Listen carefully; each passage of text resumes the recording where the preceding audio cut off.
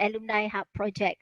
And also not to forget, we have PM Dr. Hisham also, who is the pengarah alumni, orang kuat alumni behind the Alumni UTM, that will also support us for this event and also for this live project on the UTM Alumni Hub. Okay, so without further ado, I will call in first our 4 panelists. Just a brief short introduction of yourself so that all of the students and all of the participants who involved with today's event will know you much better, and we can actually strengthen this alumni relationship with each other from UTM, Untan, and also the alumni SIGA, alumni UTM. Okay, can we start today's event first with Architect Muhammad Kamaluddin, because your face is first in the poster. Okay. Okay, Assalamualaikum. Very good morning to all. A brief short description. My name is Muhammad Kamaluddin bin Adam. Graduated in years of 1987, 1987. And then in fact my senior ada kat sini, kakak Nur Haizi dengan abang Saifuddin. Abang Saifuddin also was my senior in College Sultan Abdul Hamid, were collegians. And then apa lagi nak cakap and then I kena address dulu kepada Profesor Madya Dr. Nur Hisham Rashid. Thank you for coming as pengarah alumni. Saya dah mantan serah kat Bro Saifuddin lah. Dulu kita ada SIGA, start SIGA, now SIGA properly being done. I think hopefully kita ada ramai nanti student coming in join the SIGA. And then the rest I think kita tunggu saat lagi masa create. Okay, thank you very much moderator kita sini. Okay, thank you so much. Yeah, thank you so much Architect Kamaluddin. Pimai tangtu juga no. Okay. So, kakak, abang semua ada pagi ni ya. Okay. Yeah. Terima kasih. Thank you so much. So kita move on to our next alumni, Architect Mat Saifuddin. Assalamualaikum warahmatullahi wabarakatuh and very good morning.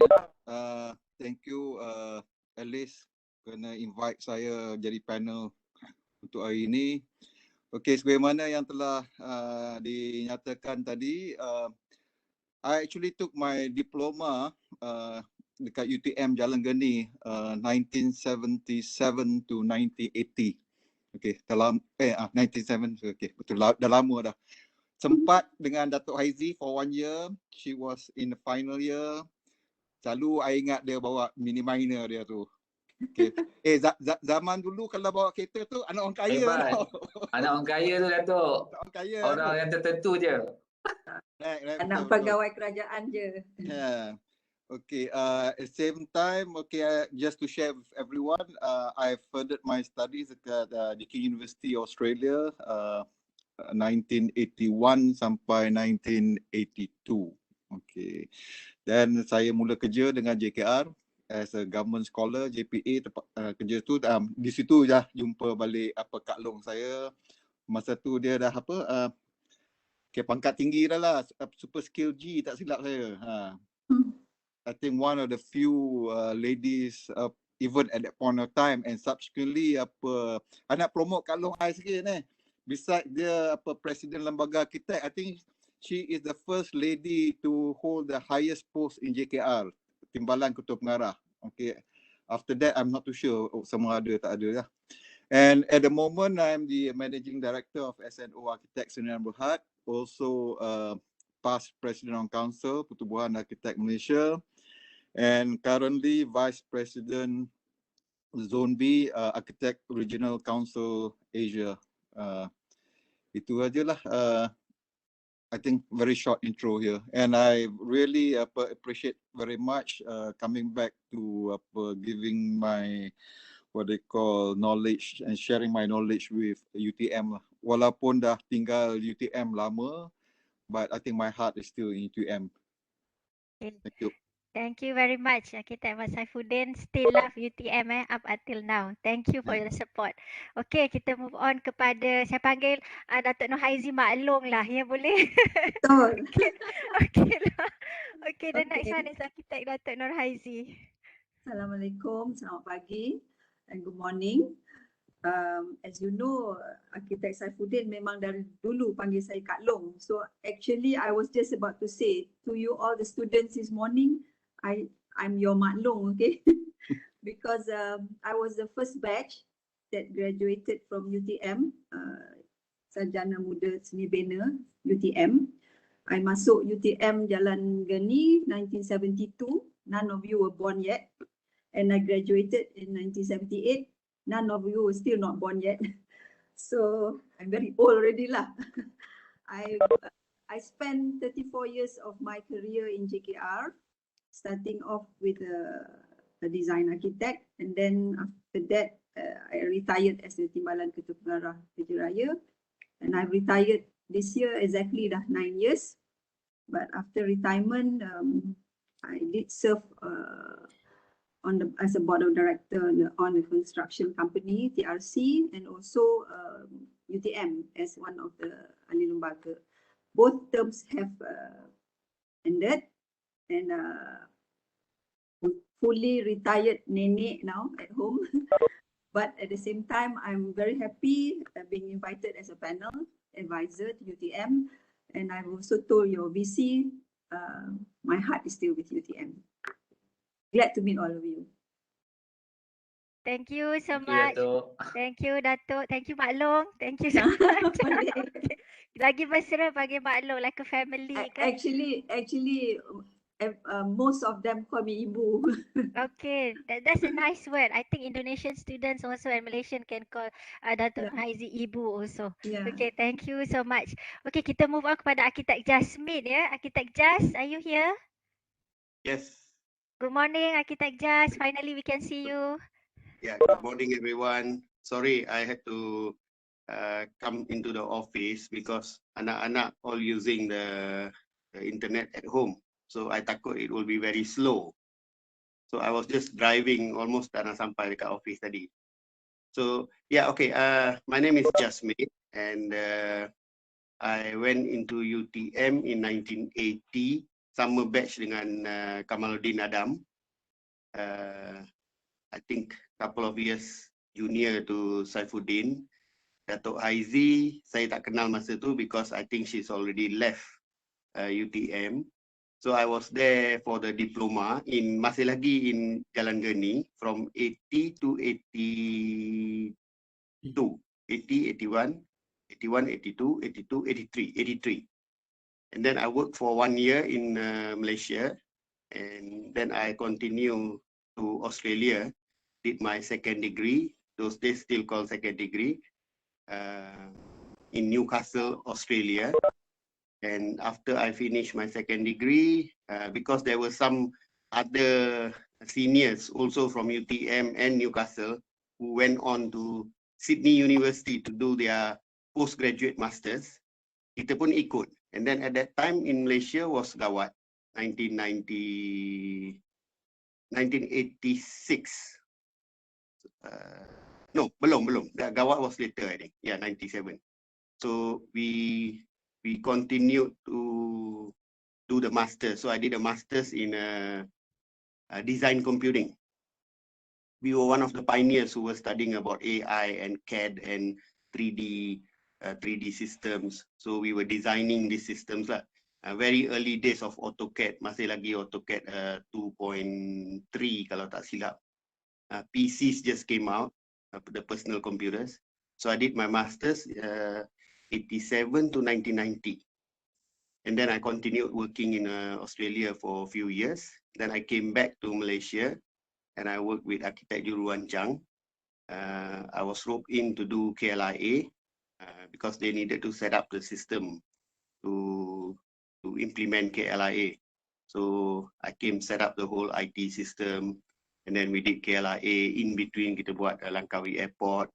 And then also, of course, the first project I was involved in was Mid Valley City, MVC, as we know it today. So Mid Valley, and then Sunway Pyramid, and University Tenaga National, I was the project architect for the whole campus, the first phase, 350 acres. Then we finished that, and we did in between all these other projects came in, and at the end of my job at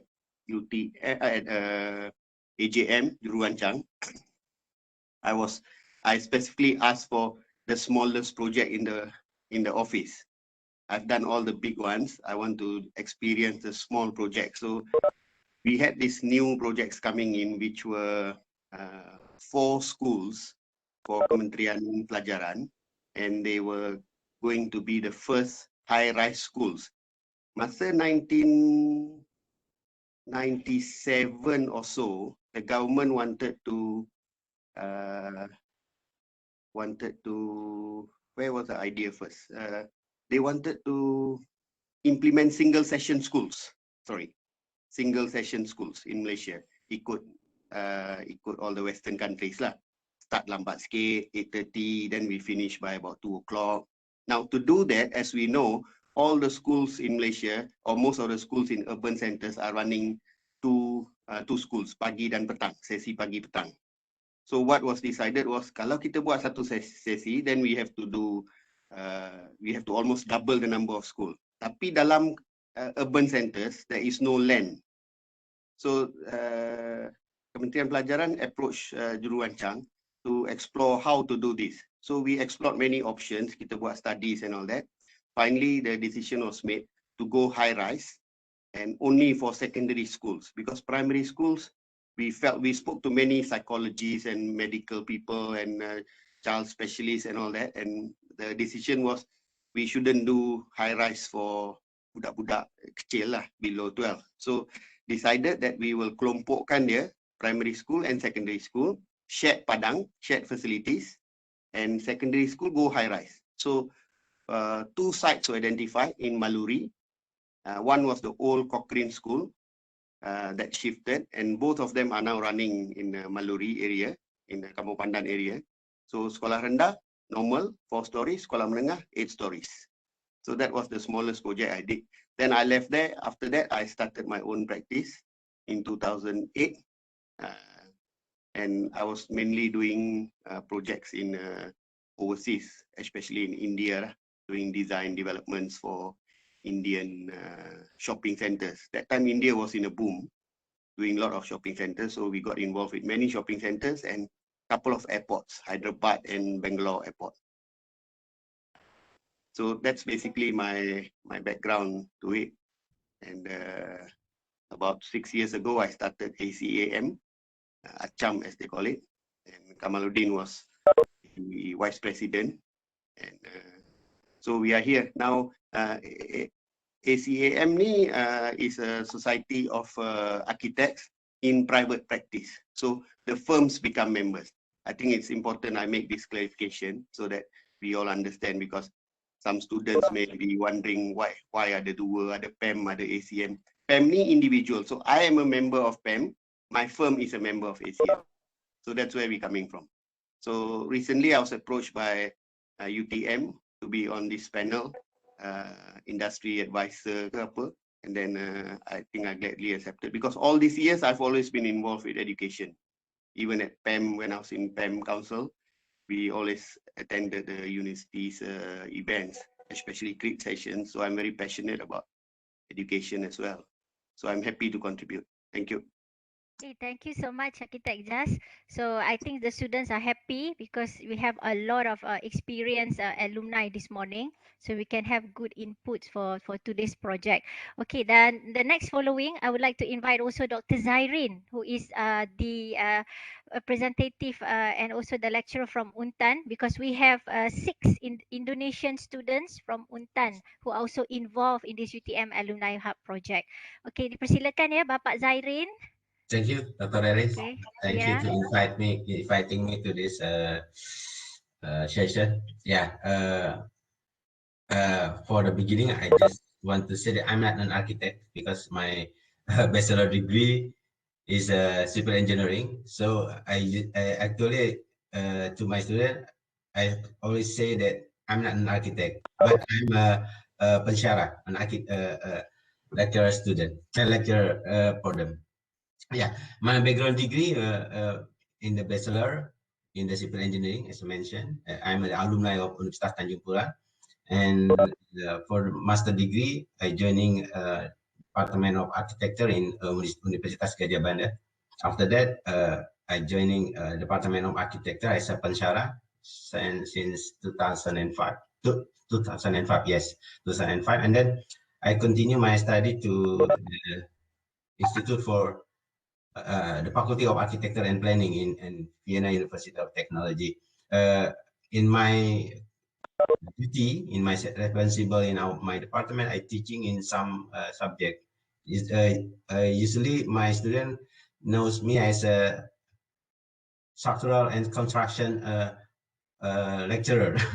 So I give them advice on structure and construction. And then usually I teach for high-rise building, medium building, and also the wide-span building.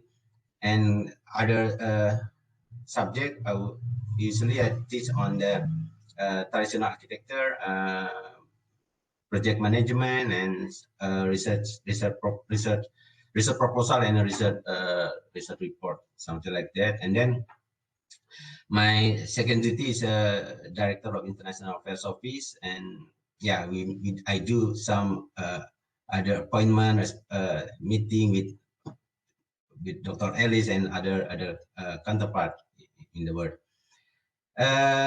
According to my professional experience, I think there is not much related to the design, but I did some project in planning of project in outside.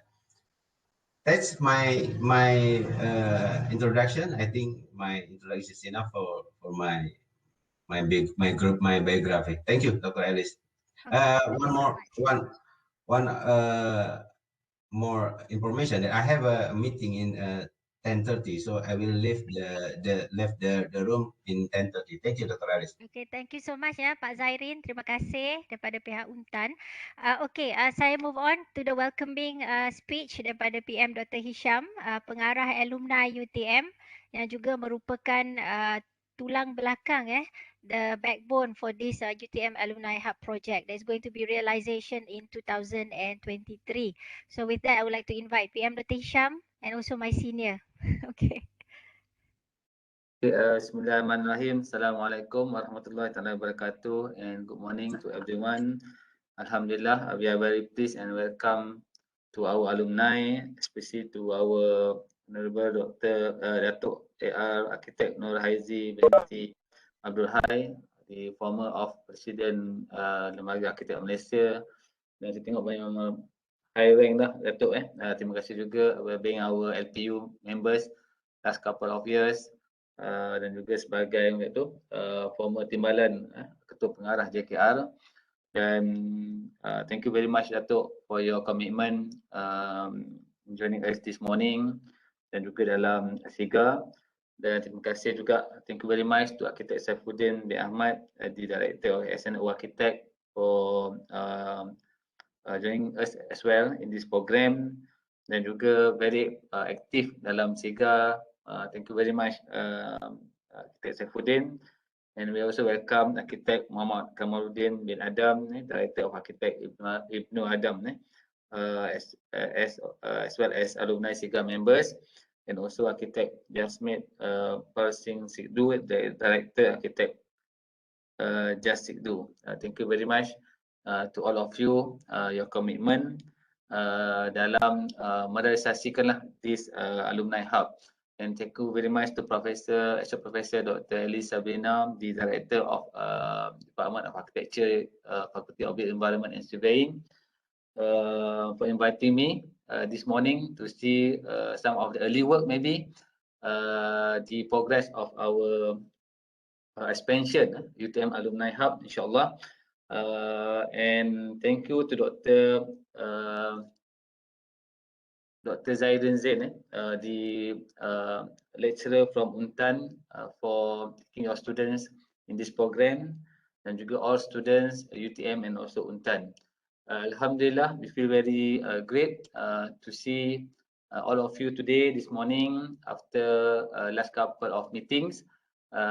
For your information, Datuk dan semua panel, Alhamdulillah, our planning to establish our alumni hub already accepted by the management of UTM, by Dr. NC sendiri, untuk memperkembangkan lagi rumah alumni yang sedia ada ni. The existing building of rumah alumni tidak berapa besar, just 3,200 meters square meters sahaja, dan hopefully mungkin saya tak pasti para panel telah sampai ke belum. Mungkin Datuk Aizi dah sampai rumah alumni, Datuk?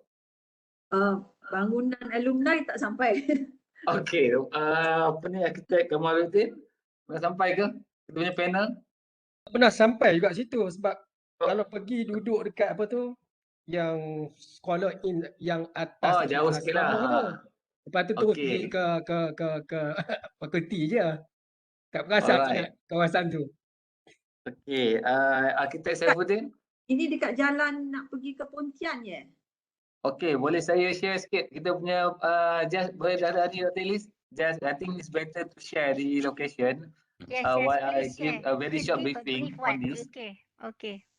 Okey, boleh nampak ke? Boleh. Boleh, okey. On the screen. So, okay, this is our alumni house, dia panggil rumah alumni lah, UTM. And of course located in this Johor Bahru campus.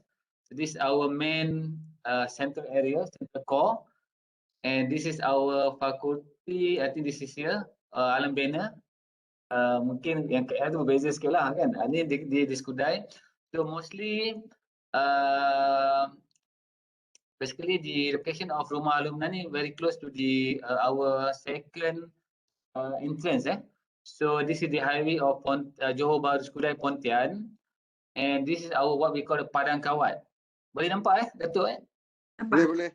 Okay, this Padang Kawat ni they call just Padang Kawat because of normally when they have macam palapis dan sebagainya, so they will do the kawat activities here. But during the convocation, this dataran, this square ni will be a place for the bazaar lah, kind of bazaar ataupun dipanggilkan apa tu, pesta convocation, pesta konvo. Dulu mungkin kalau siapa kita di awal tahun 90-an, pesta konvo kita berada di atas dekat dengan masjid. So, tapi after I think 2000, so this place bila dah already established, normally kita akan organize lah pesta convocation kat sini. So mana penuh dengan bazar lah, orang jual. Kalau ada malam pun ada performance. Kita akan openkan tema tents, very special tents for the event, artis dan sebagainya. Di sini lah berlakunya pesta convocation UTM. Almost saya rasa 15 years dah di sini. Dan di sini adalah rumah alumni. Okay, in this rumah alumni ni actually located our office, our alumni office. Kemudian kita ada hall, multi-purpose hall. So Dewan ni di sebelah sini Datuk. Kalau nampak kat tangan saya ni, Dewan. Dewan memang sangat top lah. Sometimes kita selalu kalau contohnya kalau nak buat majlis kahwin lah, biasanya terkenal kena majlis kahwin. So wedding event. So next year punya wedding event kena booking tahun ni. Kalau tidak, tak boleh. Memang setiap minggu akan ada event. And this Dewan, small Dewan ni hanya boleh occupy 200 hingga ke 300 orang saja dalam satu masa. So dan juga kita ada 6 unit kedai commercial, and our office actually located at the central area. So di sini kita ada cadangan untuk expand this building become a hub lah keseluruhan. Cuma dekat sebelah kanan ni kita ada hangar tempat helikopter. Helikopter ni sebenarnya untuk for R&D. Ada 2 helikopter. Then we plan our group plan to move this hangar ni, tempat macam workshop lah, to shift at another place, and kita nak bina satu dewan baru that can occupy for 1,000 to 1,200 capacity. Not just for wedding, tapi juga for multi-purpose event lah, because kita ada pesta convocation, so we can have a festival here, and we also can have another public hall here. Okay, dewan besar lah. Selain daripada kita ada dewan DSI tu, kita nak cadangkan satu dewan alumni di sini. dan dia juga boleh mendatangkan income generation to the university. Kemudian kita ada some open spaces. So here we plan to establish our alumni galleria. Kita ada galeri kita, galeri UTM atau galeri alumni. We want to have some shop juga, dan juga mungkin kita ada meeting place, chatting place. Kita ada fast food restaurant, mungkin Subway ke. Dan di sini kita ada penerbit UTM. Actually this building R02 ni before in 2000 dia sebagai rumah tamu. Then the university changed to become office. But now is giving this place to our advancement. So ni sebagai pejabat jugalah office. Endowment dan wakaf akan berada di sinilah. Tapi dia juga boleh hopefully in this master plan kita boleh nampak this center ni, alumni hub ni can be one of the station that can give great income to our UTM. Dan insyaAllah jalan ni, kita panggil jalan ladang ni, dulu kalau masa UTM dia buat tu kat sini dah satu macam, saya rasa dia punya macam harta banner lah. So jalan ladang ni akan jadikan public road. Dan Prof Hamdan tengah as our TNCP, Deputy Vice Chancellor Development, working on to shift this road become a public road. So that's why this hub ni akan jadi lebih kepada public use juga. Not just our UTM community, our alumni, but also can be open to our public. So one of our target is about income generation lah. So we have a dataran kawat, we have rumah alumni, kompleks alumni, dan juga advancement building here. And we have a sungai kat sini, ada sungai yang sangat cantik lah, this river ni, but also not really much developed yet. Di sini adalah pintu masuk utama UTM lah. So insyaAllah this road ni akan jadikan sebagai public road. Itulah sampai sedikit, I think a bit brief. And Alhamdulillah, thank you very much to the Department of Architecture. And we make this proposal part of the student competition lah. And saya pun sudah brief Dato' NC and the university looking forward this in part of the Envision 2025. So dalam mencapai target the next 5 years, Alumni Hub ni telah diterima sebagai salah satu sebagai ikon kepada pembangunan universiti. I think that's very quick brief lah Datuk dan juga panel, and hopefully we can see some of the our great ideas from our student. Kita tak nak, saya ada maklumkan kepada pelajar dan juga kepada department, rumah ni kita nak mengekalkan kerana kita telah ada committed progress. We change because roof yang ada kat sana dah banyak rosak. So the university already approved lebih kurang 500k untuk kita tukar bumbung yang baru sebab this old roof structure dah almost collapse lah. Kita tak naklah bila kita contohlah kita tak nak buang this building and mungkin multi story ke, sebab nanti kita nak master plan yang kita boleh apply for next coming years lah. So hopefully kita boleh realizekan idea-idea ni dalam future development lah, dalam konteks UTM sendiri yang kita able to develop, develop. So we don't want such terlalu banyak sangat imagination sampai kita just for much futuristic lah. Of course the master plan tu sebagai satu perancangan masa depan, but hopefully the master plan also can be applied later in the next coming years. So that's basically lah Datuk untuk dan juga pada panel. InsyaAllah kalau ada panel nak tanya pun boleh dulu. Macam mana PM Dr. Elis? Boleh kita buka kalau ada soalan sedikit. I think all the 4 of us panel kita tidak dapat pengalaman merasai kampus di Skudai. Kami semua di Jalan Geni kan. So okay. Saya sempat. Oh, you sempat? Sempat. Okay. I pergi masa when I was in 5th year. 5th year masuk situ tengah buat. So I duduk belakang dekat nak keluar sana rumah sebuah-sebuah untuk order degree punya student kan. Ada hostel. Sempat lah. I graduated in 1987 tapi graduate tak ada kat Dewan lah, kita buat kat Parlimen. Ya. Kat kat PWTC. Diploma I kat Parlimen, degree I kat PWTC.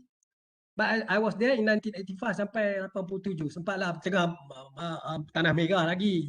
Yeah, because That's why when benda tu tak ada lagi, alumni tu masa tu tak ada lagi. Jalan tu jalan pergi ke Belum. ladang ladang, ada ladang estate sebelah tu kan. Kami main bola kat ladang tu. Dulu. because when I was in final year, the site baru setengah survey. So Okay. and then every time as the ahli lembaga, I pergi meeting kat sana, memang pergi bangunan Chancery ataupun Scholars Inn je lah untuk tidur. Datuk selalu pergi sini. Tak sempat nak tengok bangunan alumni. Okay. So rumah alumni tak jauh daripada central area. Dan kita ada konteks dia, kita ada dataran, Datuk. Dan kat sini ada equestrian. Equestrian UTM. Okay. Lepas tu itulah saya kata tadi, so kalau Scholar Inn tu dia belah sini. This is Scholar Inn. Yeah. This is Scholar Inn, and in future development, this is our stadium, UTM Stadium. This is the highway of Skudai Highway. Kemudian now kita ada in progress ada hospital tak salah saya, hospital PJ. The hospital dah start and also saya rasa lebih kurang macam TBS. Kita ada transportation hub. Tapi itu ada sebenarnya belong to majlis lah, local authority. Because UTM already saya tak pasti apa dia punya code and code tu, rental ke whatever. So ni memang satu coming up lah, on progress development. So our site is here lah. So nampak site kita pun tak jauh. Actually one of the frontage lah kepada jalan utama Skudai Pontian ni. So this is going to be the hub alumni.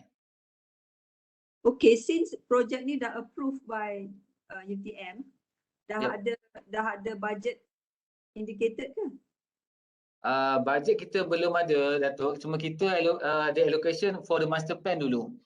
Kita pun not so big, but university want to see the master plan, and from there nanti kita akan see di fasa lah. Hopefully by phase. Cuba kita akan tengok sama ada some tu kita akan gunakan tabung alumni, and some tu kita akan buat crowdfunding, Datuk. So kita akan open to all our alumni. So hopefully those who can contribute, so mungkin kita akan namekan nama, of course lah, kita akan recognize, kita akan put their name or whatever dalam pembangunan. Because So kita nak overseas punya university, dia hub, alumni hub usually is very grand because the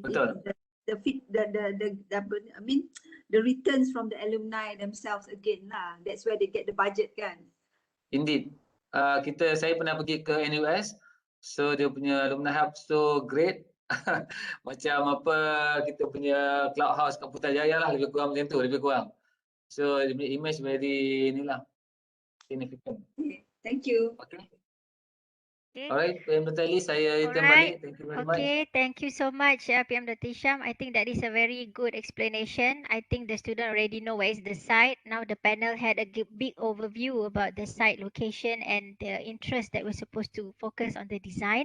So without further ado, can we have the student who is the spotlight for today? The first group to do the presentation of their ideation for the design project. This is going to be a live project, ya, betul PM Dr. Hisham? So, and it's also a competition. So if you win this project, there's also prize money involved in it for the students. So, okay, can we have the first group? I think the leader is Sarah, is it? Okay, all right. Yes, Sarah, can you please share your slide? Okay.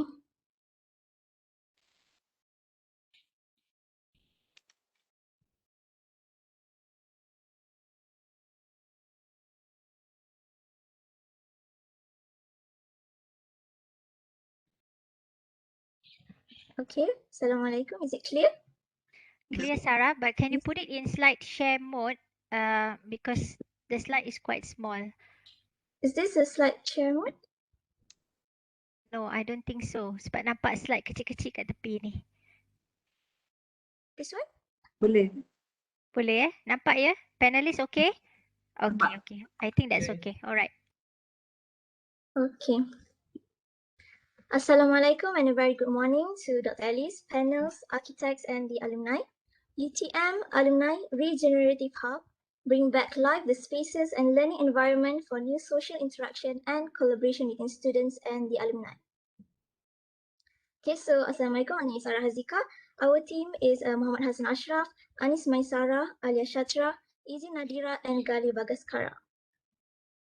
Okay, so firstly, I will be explaining about the virtual site analysis, followed by the design concept, space planning, precedent studies, and design proposal.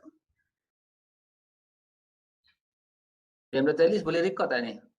Memang saya sedang record. Nanti Record, kita akan okay, right. share. Kita akan share dalam Thank you. FB SIGA. Okay.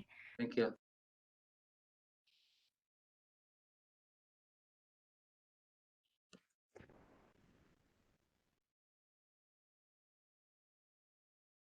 Okay, sorry. My screen isn't moved. Okay. So this is our team members. Okay, and then so firstly, I will be explaining about the virtual site analysis, design concept, space planning, precedent studies, and the design proposal. Okay, firstly, the virtual site analysis. The objective of UTM Alumni Hub is to provide a space where association and members of UTM alumni will be able to meet, gather, interact, and participate with the existing campus communities. So the hub acts like a community center that brings people together to build a relationship and creating support networks. So there are three main functions of the building. Firstly, the management and organization, which includes administration, space for management, dialogue, to encourage communication between association and communities inside UTM, and also collective activities to promote an alumni bond through organization activities. So this is the key plan, UTM Skudai, location plan, the site plan. Okay, so these are the two buildings, the UTM Alumni House and the Penerbit UTM Press, which should be maintained in this design proposal. Okay. Okay, so this is the view from Jalan Ladang, the Rumah Alumni entrance, the Rumah Alumni building, the Penerbit UTM Press building, and the existing parking spaces. Okay, so this is the cadangan pembangunan hub alumni UTM from the UTM alumni and the program Sinabina.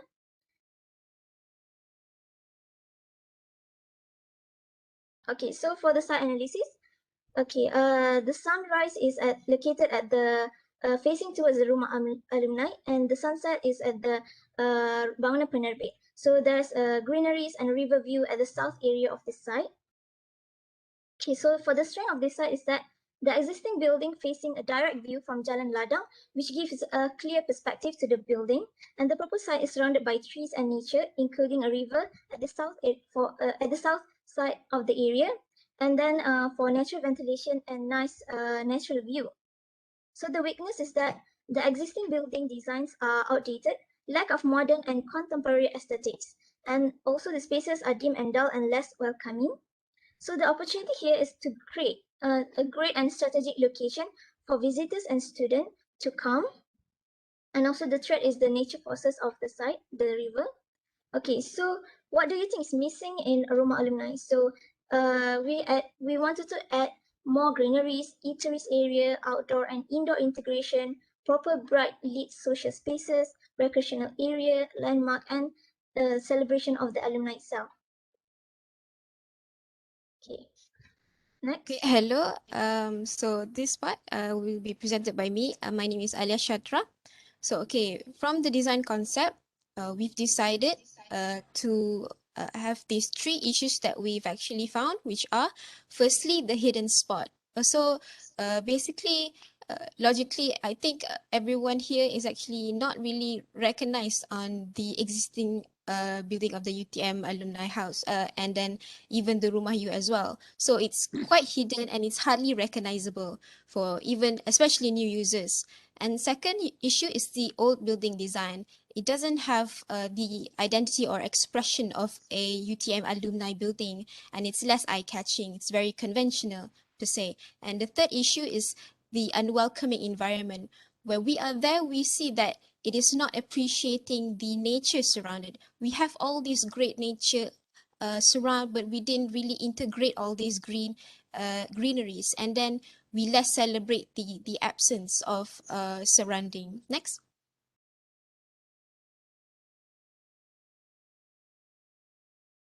So the original theme for this project brief is UTM My Home, hashtag UTM Mahu, we meet, we connect, and we grow.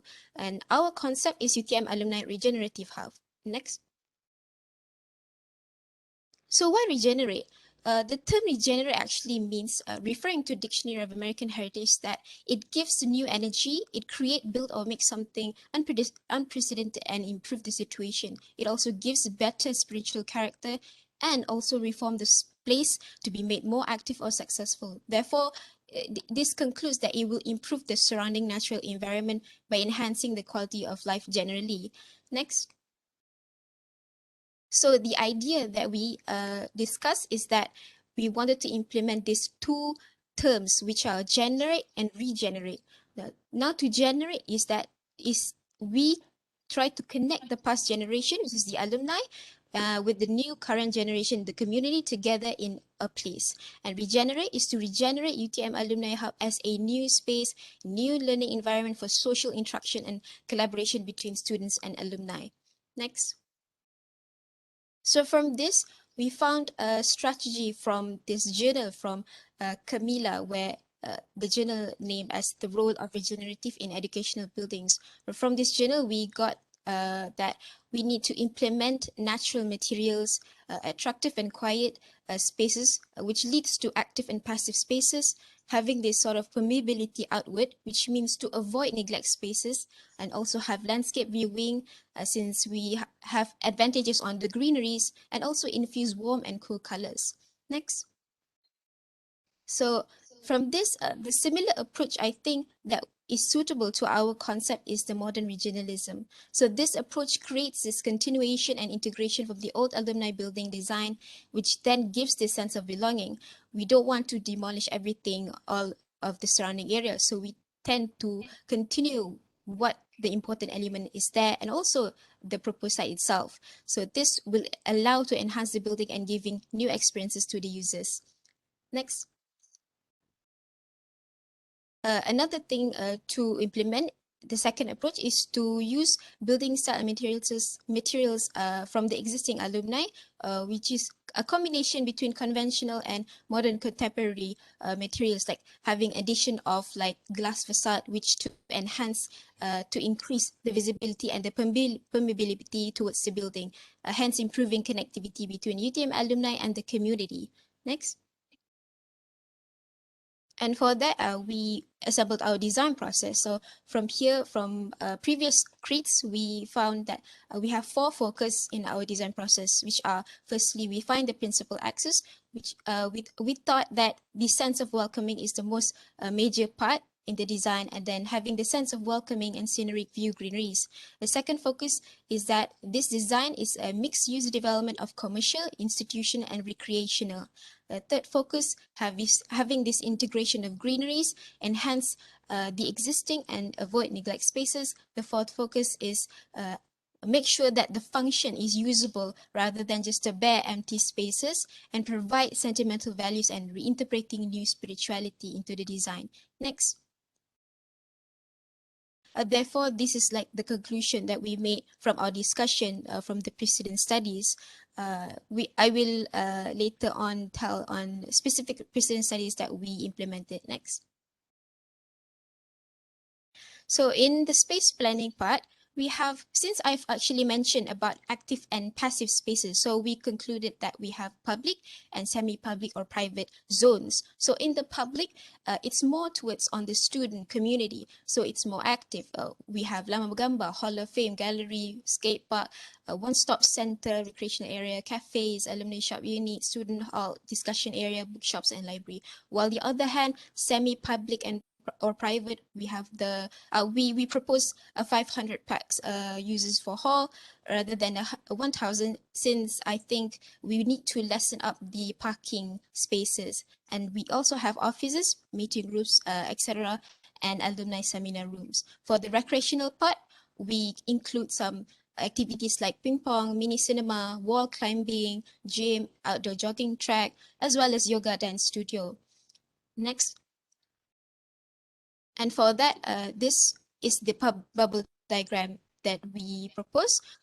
So you can clearly see that there's this distinctive two zones, like two squares here, which is the open public area and the semi-public slash private area. This is because we wanted to integrate, we know that this is like a separation. However, we implement some sort of connectors or linkage spaces in between, which revolves around the area and it celebrates all together. And you will see later on in our design, rendered design from Hazika. So next. This is the massing, overall massing of the design. So you can clearly see that the main hall is located at the left side, and the Rumah Alumni, we incorporated some cafes instead of the hall, and admin and offices, seminar room, and the lounge.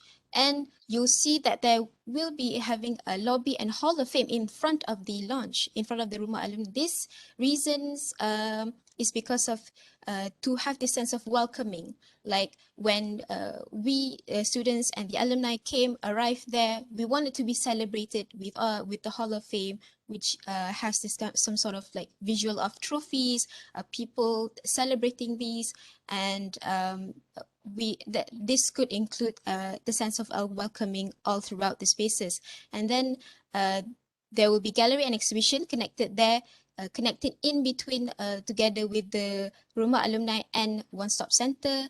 At the rear part, we'll have the student zone, which is the 3 blocks: library and bookstore, student hall, working space, and cafeteria. And the right side, we have the recreational area as well as a pondok. And the skate park and Lama Bergambar is also a very plays a main important role, because it's like an active kind of activity. So it tends to liven up the whole space area. And next. So this circulation diagram, we'll see that I'll tell you about the parking where it's separated with 2 spaces. This is because the left side is for the staff and visitor, and the right side is for the public parking. So this will help ease up when people from the staff, they will tend to go to administration block instead. And then from the students who want to go to the student zone, the one-stop center, they will go to park their cars at the public parking. So there's the original existing ingress have 2 ways. So we keep it like that. We didn't change it. And as well as the drop off, but we added up another drop off for the recreational area. So therefore there's 3 drop offs. And then having the skate park in front would actually makes like a crowd attractor for the whole proposed site. And then other than that, the connectivity at the rear part, you'll see that there's 2 pathways, the outdoor walkway and the jogging track. This is rather than combining together, I think it's best to discerning. So it's like divided into 2, so we'll know and we won't make any obstruction when people are jogging and people just wanted to walk there. Then it's also connected all around. It's like a cycle of regenerating all together, connecting with each other with these spaces. Next.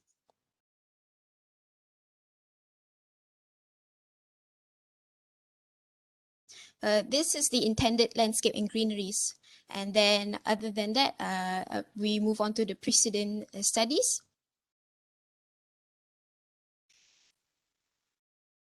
So the similar concept, as I mentioned, it's modern regionalism, architecture design.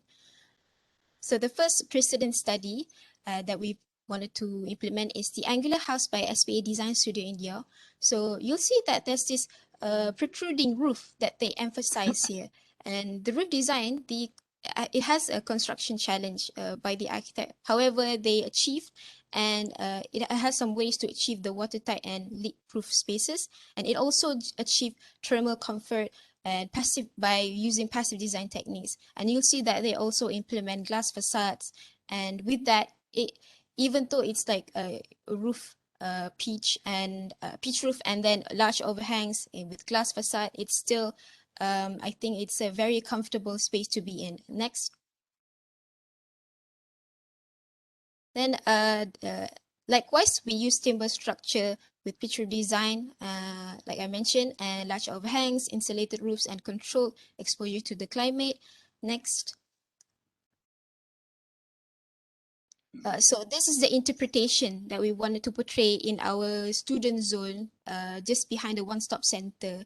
The 3 blocks which have different angles to get the 180-degree view of the natural greeneries around the area. Next. Okay, the grand entrance. Now, the grand entrance, we wanted to make some sort of a double volume. So this is what, like some sort of inspiration that we got. So the grand modern entrance will enhance, again, the sense of welcoming. The glass facade will allow visibility, increase the transparency, and people could see, and it becomes a crowd attractor. Next. So green building design and pocket spaces. Maybe you would see that clearly that maybe some of the spaces seems to be empty, but instead we wanted to implement this sort of passage, public passage. So every corner, we tend to make it like an indoor green pocket spaces and have this passage, public passage, and then green atrium that provides access to the community center, cafe, and other amenities. Like this Babylonian Garden Denmark, they use red tiles and green elements throughout the building's ground floor. They literally see the passage going where to where. So the wayfinding is really clear. Next. This is the inspiration that we have for the indoor pocket spaces. It's ergonomically designed to support connections, like I mentioned. Next. So this, another interesting precedent study we have is the Boho Visitor Center. Now, naturally, it's ventilated with minimum mechanical ventilation due to the climate where it's colder there. However, what we are trying to propose here is that how they use this facade where the interplay of solid and void into the design. As you can see at the picture below, how they play with the facade. So we're trying to implement this as well into our design. Next. Okay, moving on to the main hall design. We have the Dujiang Food Art Museum. So this is inspired by the Dujiang town, and the shape of the form is actually resembles the settlements, the residential settlements. And I think this actually similar to our site, which we tend to wanted to continue this pitch roof design, and even UTM's residential for students, college, they have this sort of pitch roof designs as well. So I think it's what we are trying to play here. And from this precedent study, the structure of the roof is curved edge beams. It has a shuttle skylight and timber diagonal braces to support. Next.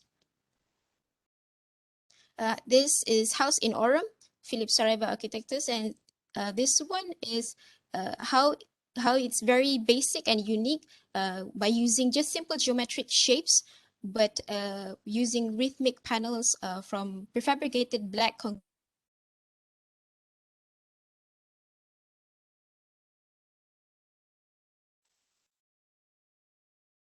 I think that's all for the precedent study. Moving on to the next, which is our design proposal from Sarah Hazika. Okay, thank you, Alia Shatra, for the presentation. Next is the design proposal. Okay, so this is the drawing. Okay, so this is the ground floor plan. So here is the hall, which is located right beside the Padang Kawat. And then from there, there is a connection where this is the, sorry. And then where this is the covered walkway, which will direct the public to this Alumni Hall of Fame. So this one, this is the indoor and outdoor cafe. Currently, it is a Makja Cafe, so we wanted to maintain this Makja Cafe for a local identity value. And then there is a grand entrance here with a lounge at the central area, and there's a seminar and offices and meeting room at the back side here. Okay, so from this, this is the Alumni Hall of Fame. As Aliyah mentioned before, this is to celebrate the alumni. So these are the Hall of Fame. And then there's a laman bergambar here, so they could take photos at the UTM signage, for example, hashtag I am UTM alumni or whatever. So it will, they could take photos for memory here. And then going to the gallery and exhibition, this one will connect between these two spaces the public area and this semi-public zone. So this one here there's a one-stop center, printing and stationery, and then outdoor sittings and fast food stalls. Okay, so like Subways, McDonald's, whatever.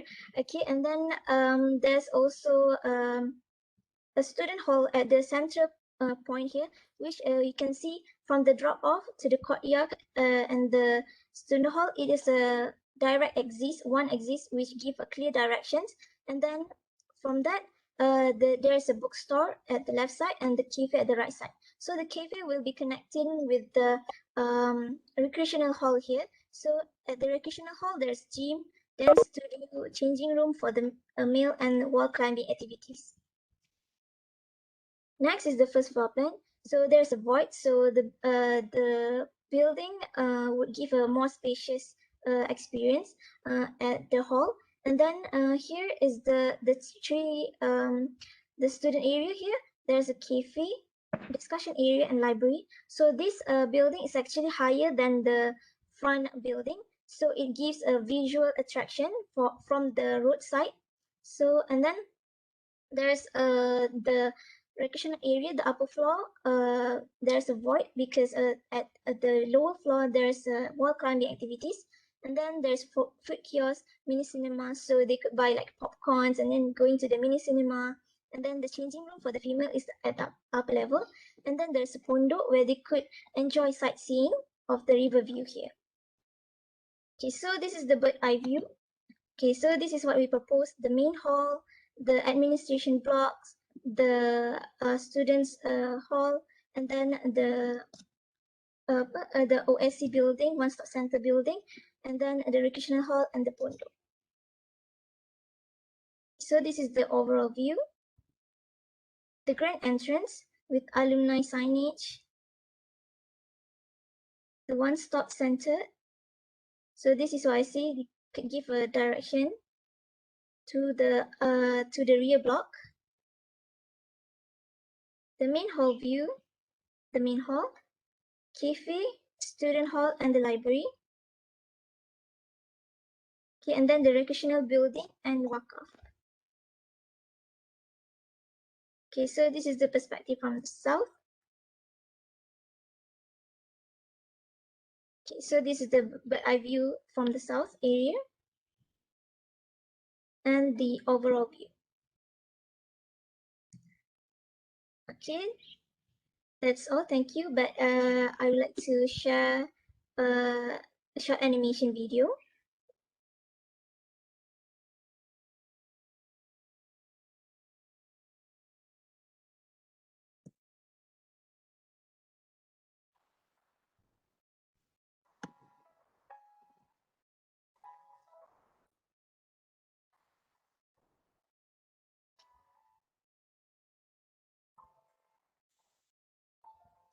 Sarah, boleh kuatkan bunyi tak? Can you please?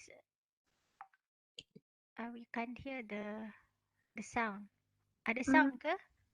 Ada. Ada eh? Ada tadi tapi very slow. Okay, let me try again. Is it okay? Is it okay? Boleh lah, okay.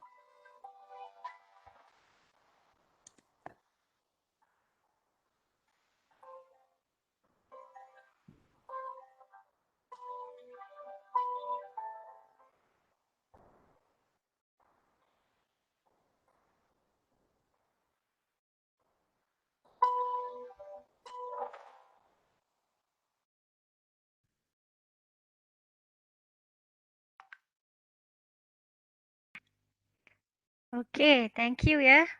Very good job. Well done, Group 1. In such a short time, within 3 weeks, 3 weeks or 2 weeks, you managed to come up with this good design in your group. Okay, congratulations. All right, so I would like to move to the panels for any comments or views. Maybe Sarah, you would like to share back your floor plan? Oh, sorry. Okay. Can we start with the at random? Anyone would like to start first? I mulakan dululah.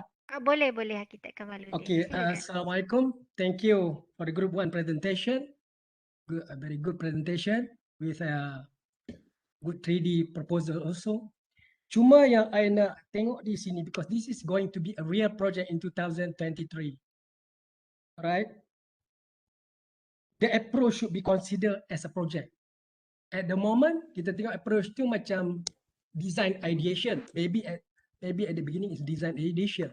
Tapi apabila kita tengok, I think apabila dah debrief previously bahawa this project going to be a real project, approach to the project should be considered as a real project. One thing.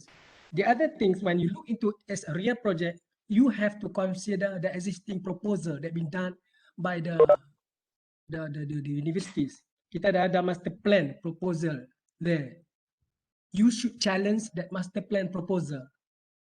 Dengan kalau kata oh ini tak sesuai, ini tak sesuai, there must be what you call a justification in order to propose the new things to be included. Otherwise, create client kita consider client lah, kita kata ini suka-suka je budak ni buat. Tak ambil this consideration.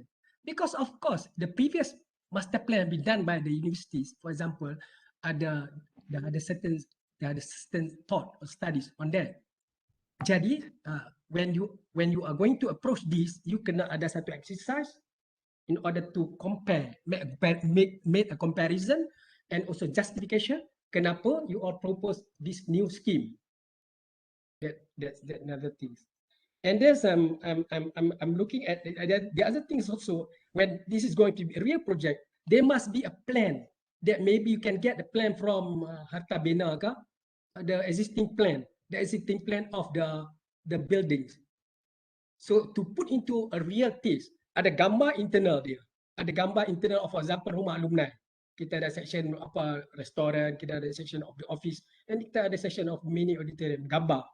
And then you are going to propose your new proposal comparing with that existing.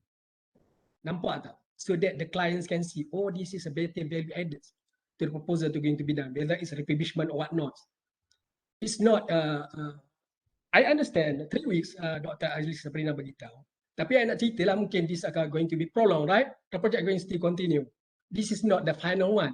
This is the thing that you start create with us, and then kita start throw up the ideas or an experience that kita face during this kind of project. For example, in the real project, kita kena approach toward that. Although you are on bachelor's, I think bachelor degree lah, dia orang ni kan. Kalau kita dulu cakap diploma. Tapi no, I'm looking now, no. Jangan tengok diploma, bachelor degree macam I dulu. Zaman kita orang dulu bachelor degree, sarjana muda architecture. It's a 6-year study. Now you are 3 years. 3 years dah jadi, dah buat benda ni already. Tapi I think the content tadi yang kena ada. Otherwise dia tak nampak intellectual properties of it. In order for you, for example, siapa-siapa yang menang pun nanti nak throw the idea to the universities, to the alumni and also to the universities. And then when this is going to be a real project, I think should consider the cost factors. The cost factor kita kena consider. Tentatively kita kena ada sikit cost factor. When you have this cost factor in mind, kita dapat roughly, for example, of course they've been briefed just now by Professor Madya, Dr. Nur Hisham kata kita ni master plan dululah ada dapat kita punya apa orang kata apa sikit fund untuk ada master plan. But of course you kena ada tentatively people will question you. People will question you, the panels can question you. Ini berapa kalau dapat organ ni berapa tentatively. So kita kena ada that sort of exercise. I think as a group, because this is a group project, right? Okay, as a group project, congratulations for 3 weeks. Hopefully for the next following weeks, I think it's going to be much more better. Why? When I asked you the question just now, having a real existing plan and then doing refurbishment of new proposal, kena ada dia punya nampak tu. Of course, when you have, I think all of you seven members dalam group kan, 6 members. How many members dalam satu group? 6. Okay, there is a leader there, and then yang 5 lagi tu is not to set followers, but still as a high rank, sama saja ranking dia, because definitely semua tu sama je pandai je dalam design. Then contribute dalam cohesive punya working collaboration amongst you. Kena belajar bekerjasama untuk buat. So kalau boleh bekerjasama, I think detail of the dewan can be done by somebody. Detail of the rumah alumni can be done somebody. You know, student boleh debat benda-benda tu. Jadi then from there you boleh nampak detail lah apabila masuk kepada the proposal, real proposal. And I don't want to comment about architecture representation. Kalau tengok tadi, you just captured on the image. I think saya nak you all pergi deeper than that. It's about feelings. You have to understand the alumni. Saya 60 tahun. Kak Long tua daripada saya, ada cucu. Okay? Saya boleh Jasmine, okay, lebih kurang. So kalau kita pergi di situ, can you imagine? Ini baru 4 orang. You have to imagine the alumni daripada dulu sampai sekarang. They are the certain age, they are the certain generation gap. So now you are looking, kita tengok tu macam alright, sebelah ini ada yoga, those kind of things. Alumni, kami pergi rumah ke alumni itu saja. Kalau ada pasal, I feel this one, I just went there. If we use the halls, then pak kita masuk ke dalam dewan, masuk ke dalam rumah alumni. Mari sebelah sini sort of separation macam student center. I know there is a collaboration between alumni and the students. That should be a collaboration hub. Tapi kalau kat 3 bangunan tengok tu, dia nampak macam student center. Kalau kita pergi ada ketika event aku kalau bawa-bawa lah kita pergi marching in there, and then orang lain pula sedar, oi orang tua ni datang ni ada alumni punya event lah, kita tak payah pergilah dengan kacau. So there is a gap there. Yang gap tu kita kena breaks. Kita kena socialize. Ni kita tak cakap pasal pandemik, kita bercakap kononnya kita tak ada pandemik. I don't want to touch into pandemic situation. Kalau this pandemic become endemic, design ni tak boleh pakai. Contoh katakan nak kena social distance lah, all those things. Tapi tak apa, kita forget about that first. Kita tengok macam kata tadi. Kat situ social tak berlaku tu. Kat situ, kat hujung tu social apa bila kita pergi. Of course there is, yalah budak student kata, wah ni ada event, alumni event, so kita cannot approach. Whereas you can participate there, of course. And then I think another thing need to be studied. Alumni is very big. We are talking now to SIGA, a small interest group, special interest group on of architecture. I mean architecture student. Banyak ada architecture student keluar. Kita tak cakap lagi pasal town planning, tak cakap lagi pasal engineering student. So this hub belong to all of us. Kalau kita mari, where we stay, sekolah in. If you imagine there is an event there. Kalau kata hari raya kan, tak silap saya. Kalau kat Kuala Lumpur raya kedua, ketiga, kita ada makan, kita ada kat Dewan, kita ada jamuan malam, makan malam. So siapa-siapa pergi nak makan, nak pergi hari raya. You can imagine, you know, when you enter the hall, you akan cari you punya first, your punya colleagues, geng-geng you, siapa dia? Because di sini you tak pandai, you bawa kamu tak kenal. So you nampak ada all this are going to happen. So how this against are you going to address to that? Memang very tough lah. Soalan ni very tough daripada segi social interaction ni very tough. Tapi at least if you can look into it and then propose into the proposal, ada lagi cantik lah. Mungkin tough lah soalan I tanya ni. I put forward the question maybe very tough in 3 weeks, and then wah ni dah kata kena dah, orang tua ni dah start commenting things like this. Don't bother about me because I'm commenting a lot of thesis student. I am part-time lecturer for thesis for UTM, for UIA, and then I also accreditation panels. So kita tengok melawat universiti, kita tengok banyak student work.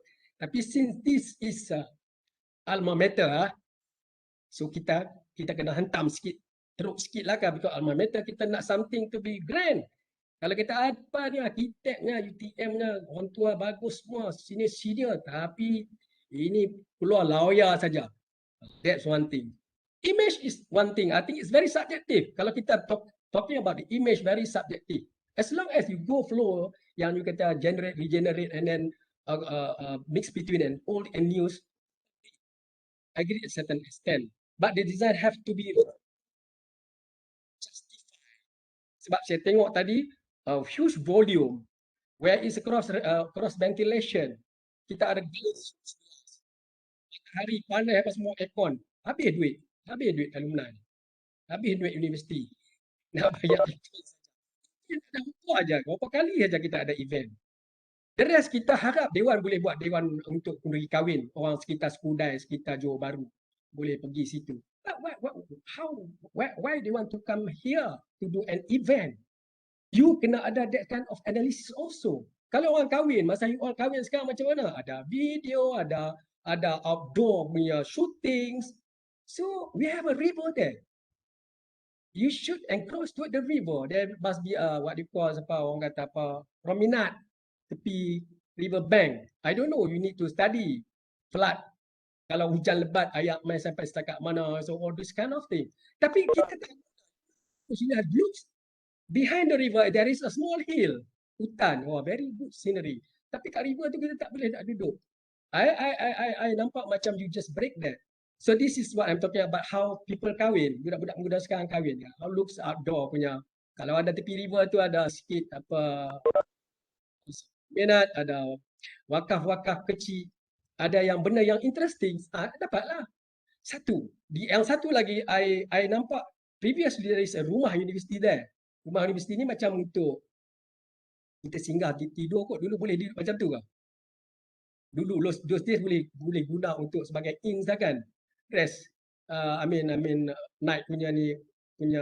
Tapi sekarang dah tukar, dah jadi ada UTM press lah, publication there. Yeah. And then macam kata tadi, kalau cakap daripada segi me myself, memang going there for example an alumni event, of course kita cakap jangan cakap universities alumni, kita cakap architecture, SIGA punya alumni. Banyak. So kami nak pergi duduk mana? Kami nak pergi duduk Cisal, duduk di JB. Whereas kita nak duduk dalam ni. Kita nak rasa dalam ni. Kita boleh pergi sekolah in pun banyak mana aja bilik. Contoh katakan. So kita needs, I think for me, I think looking into it, maybe there is a needs on accommodation dalam master plan. That's why correct me if I'm wrong, because this is still master plan. Kalau kita ada master plan macam tadi ya, if there is a need to have an accommodation in order to what you call cater later on for the alumni, mungkin kita akan buat dalam proposal kita, dalam proposal master plan kita. Sorry to say, I don't think yoga yang tu tadi itu beneficial enough. Kan, tak ni sangat. Kita nampak kalau saya sometimes we go there dengan geng bujang kita, I mean orang tua bujang. And sometimes kita pergi situ atas dasar membawa anak-anak, isteri dalam alumni punya apa activities ada berlaku. So you have to imagine apabila kita bawa anak isteri. Orang rumah kita bukan budak ITM, ada budak ITM, ada budak lain. Jadi this is a place whereby husband sama husband okay lah, wife tu, and then anak sama anak. So of course when we hold there, we are going to hold an event. SIGA buat event. SIGA pun besar. SIGA ni ambil aja tahun my years lah, 1987 punya graduate. Kita berjumpa semua. Bayangkan bawa anak cucu for example. Okay, so there must be activity. Where to have an activity? The river. Can we use a river as an activity or not? Ataupun is there any playground for the kids? All those things. Jadi sekarang I'm create you all dalam situasi yang macam tu, situasi yang lebih besar. Sorry to say, 3 minggu tak hanya tolong this and then revamp back and then look into this as an issue. Maybe ini untuk grup pertama lah. Jadi yang the rest mungkin ada komen lagi, kita tinggal kat panel lain lagi lah kan. So I think justification to be there. Approach to this project is a real project. Assuming that group 1, group 2, group 3, group 4, salah satu akan menang. Salah satu akan menang dan kena present kat TNC semua. Jadi kalau kita pergi present macam projek, dia tak, oh ni projek untuk review portfolio ke? Tak ada lah kan. Kita kena cerita. Why you have to build this? Why you have to accept our master plan? Macam tu. Kalau kita cerita tu, why you have to accept our master plan? Mesti kita nak reason, kena menceritakan master plan yang been done previously itu. That's not really good as what as you all propose. Kita tengok grup kedua pula. Saya serahkan kepada Dr. Ali Sabrina mungkin untuk panel lain. Okay, terima kasih banyak nasihat, wisdom, advice daripada Arkitek Kamaluddin. Thank you. Okay, kita move on kepada the next panelist. Arkitek Saifuddin, Datuk Nur Haizi, and Arkitek Jasmine. Okay, I'll take over from here. Okay, please. Okay, tu dia Kamaluddin, hang cakap habis. Habis online nak cakap dah tak boleh. Point semua dia ambil. Tu belum bagi kat Jasmine lagi. Kalau 2 orang tu sudah cukup. Dia ada tu panelist kat Long. Ampun. Kat Long, we can pack and go somewhere else. We can go for lunch. On a serious. Saifuddin, after this I won't talk. Okay, yeah. I will say ditto. Okay, I'll make sure you don't talk. Okay, whatever it is, I think with due respect, maybe I think we are jumping the gun juga, Kamaluddin. Maybe it's an idea competition. Yes. So I look at as an idea competition. Of course, I pun setuju what Kamaluddin has mentioned. Kalau it's going to be a live project, itulah patut dibuat lah. Okay, what's the existing context, what need to be done, what is in the master plan, that sort of thing. But what I would like to comment over here is, again, as one is an alumni building, and you like it or not, it's going to be a public building. Okay, that's most important, because public building dengan private building ni dia punya element just semua lain. Okay, and at the same time, I just your first approach tadi tu when you mentioned about the again in terms of context, because you mentioned about the weakness, building tak ada character, that sort of thing. But I'm sure when the building was built, the character maybe is the urban design guidelines of the whole campus. So some of the elements are there. So you have to make sure sometimes for old for campus building, normally you have a urban design guideline. Okay, so that at the end of the day, all these buildings that is being built throughout the campus, there are certain elements that have certain connection between one and another. This is just my comment, so because I don't know whether there's one or not. But yang ketara sekali itu, which I really tak setuju sekali itu, one is you talk about having a main grand entrance, okay? But if you look at overall context from the main road, suddenly the main entrance to at one angle, the sort of thing. So I'm not too sure that's the right place. And satu lagi tu, you have the skate park kat depan tu. Yeah. I think it's totally wrong to have the skate park right in front over there. You are blocking the whole building scape from the main road.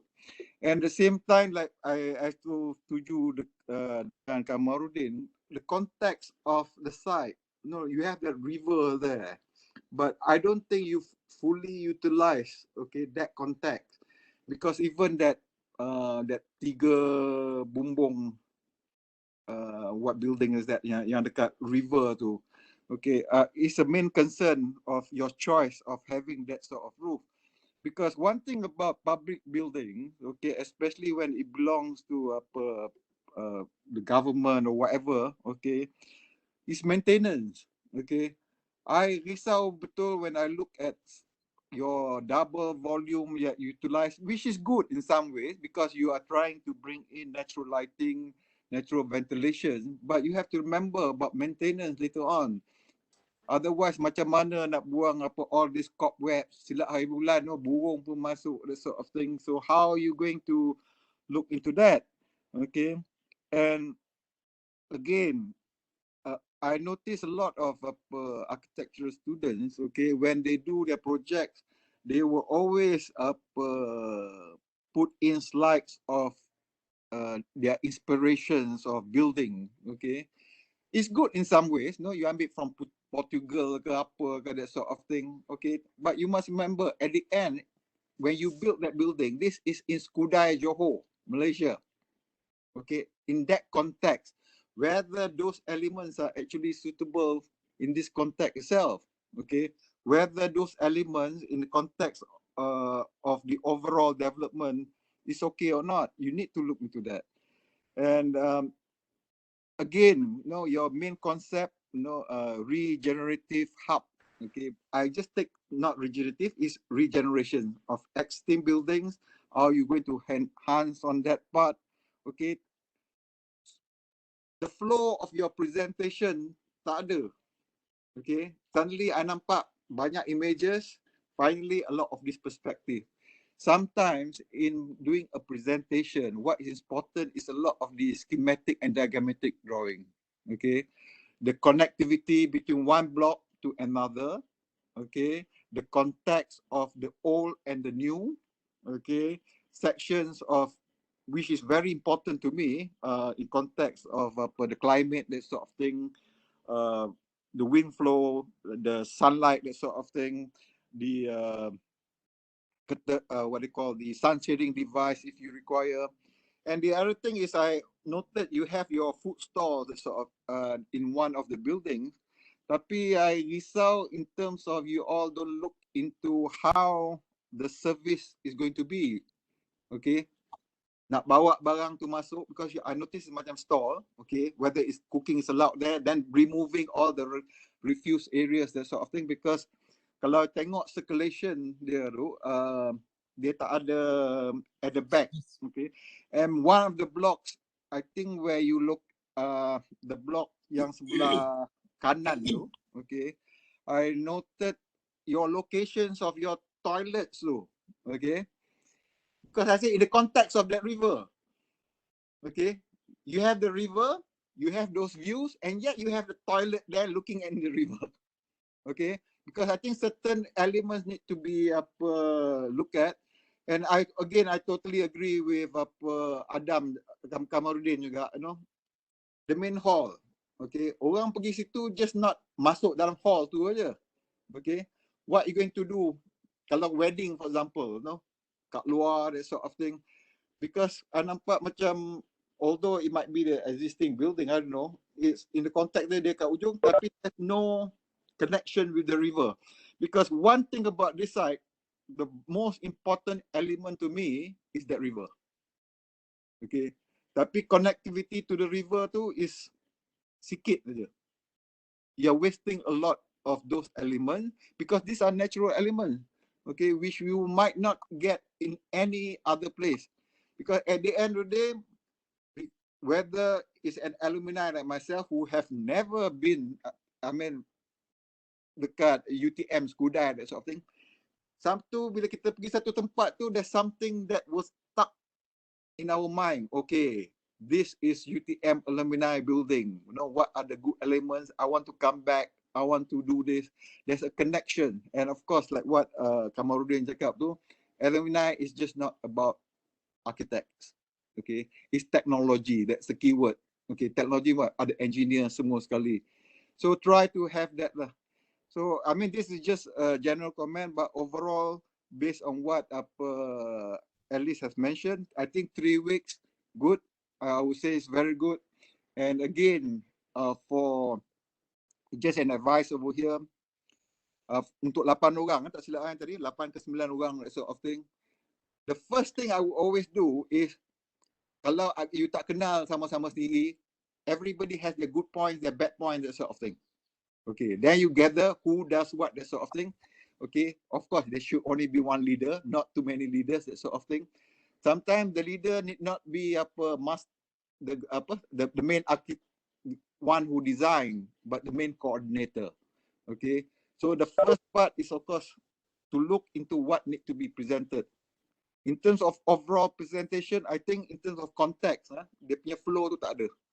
That's most important, because one thing about doing this, even later on when you come out in practice, when you are bidding for a job, or even when you are presenting your client, the first impression is very important. Then the flow of your presentation is important. Okay, the things that you want to show is there. Because walaupun at the beginning you mention all your criteria and whatnot, tapi the flow tu tak ada. I don't see the flow according to what you wanted to present. I think that's all. Thank you. I'll pass it to Kak Long dulu. Okay. Okay, Datuk, silakan. Okay, thank you. Firstly, I would like to congratulate you and your team. I think a job very well done for 3 weeks. Okay, one thing for me, my background 34 years in the government. So I've been designing buildings for the government lah. So of course, at the back of our mind, always budget, okay?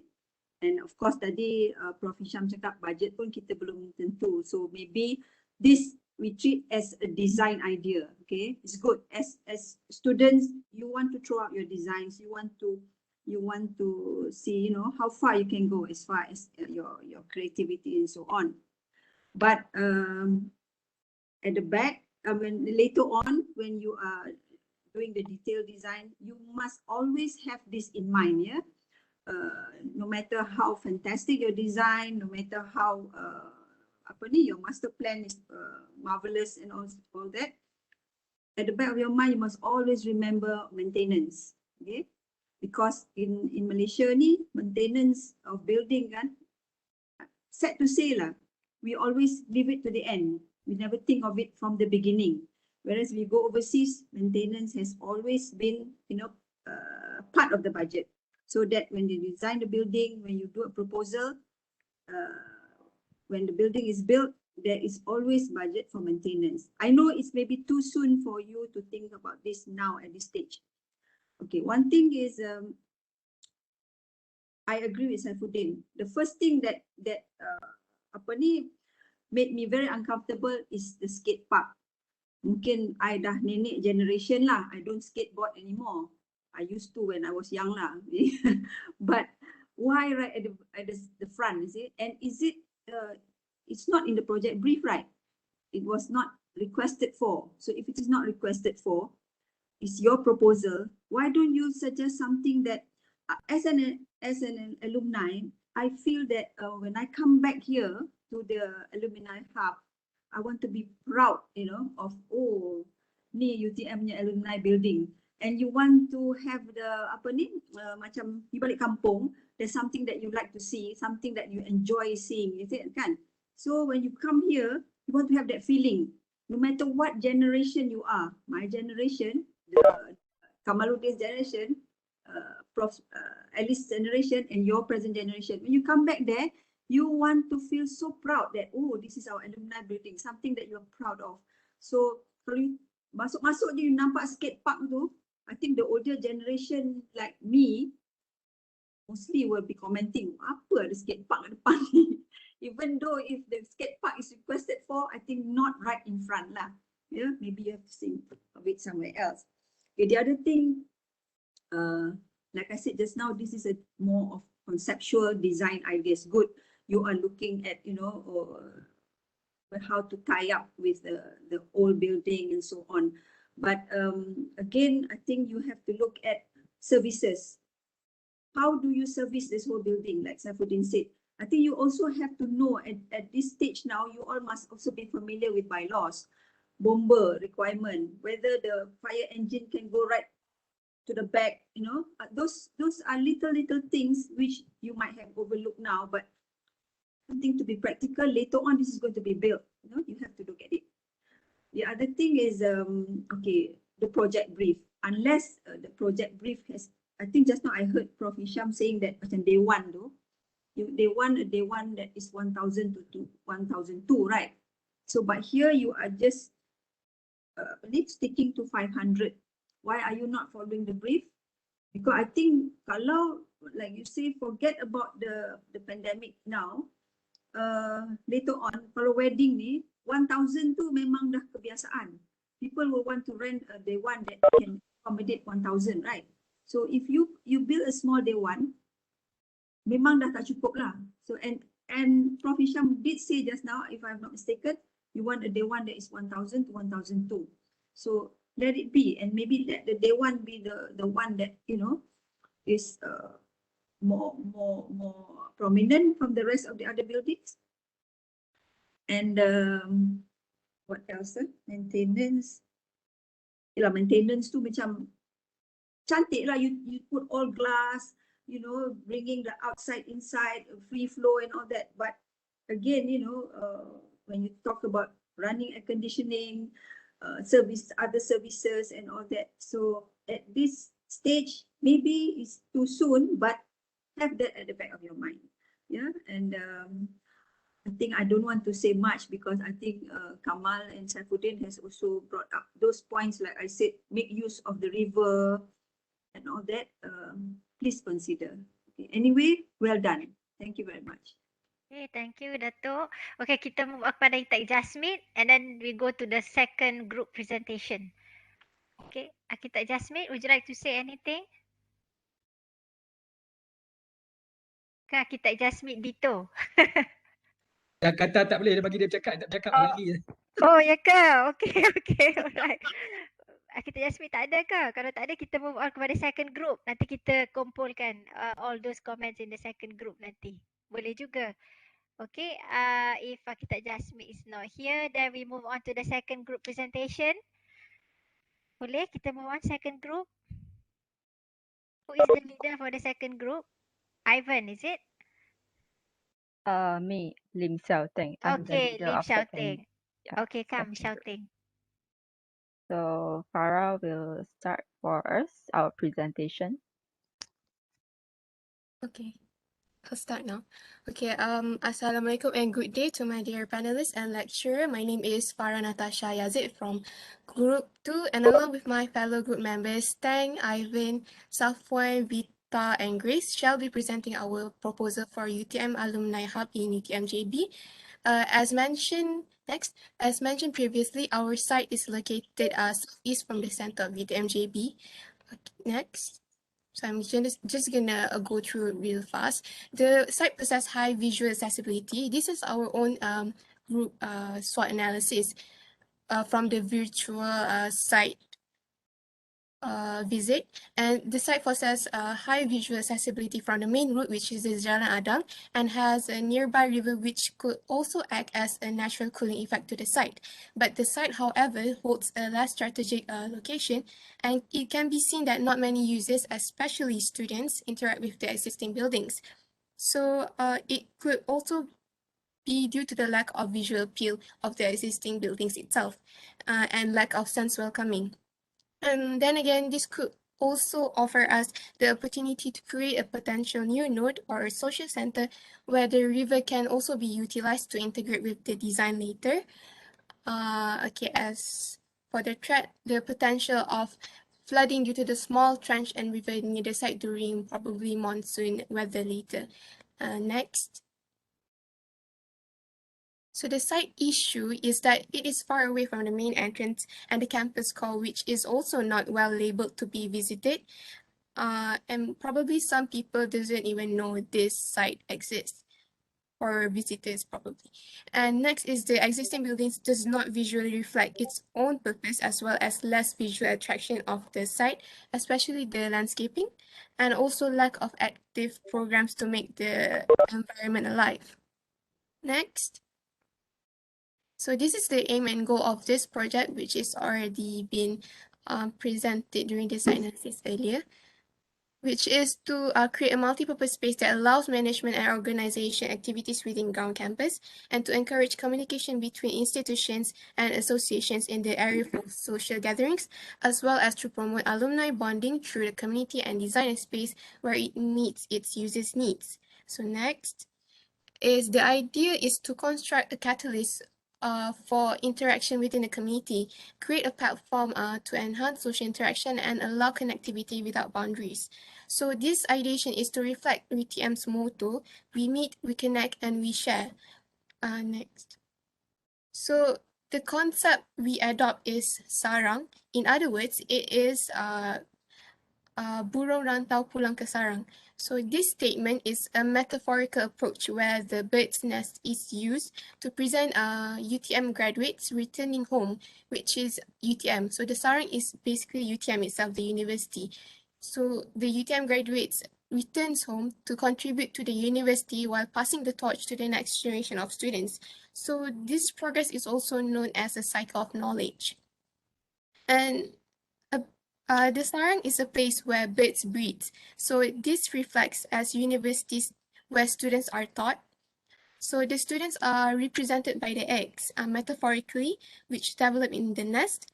So as we seek freedom to explore the outside world, we are already equipped with a solid foundation of knowledge. So this process is repeated after the alumni evolved as the ibu burung to repeat its origin, which is the nest, and they return with more opportunities for the next generation. So it works in a cycle. Okay, next.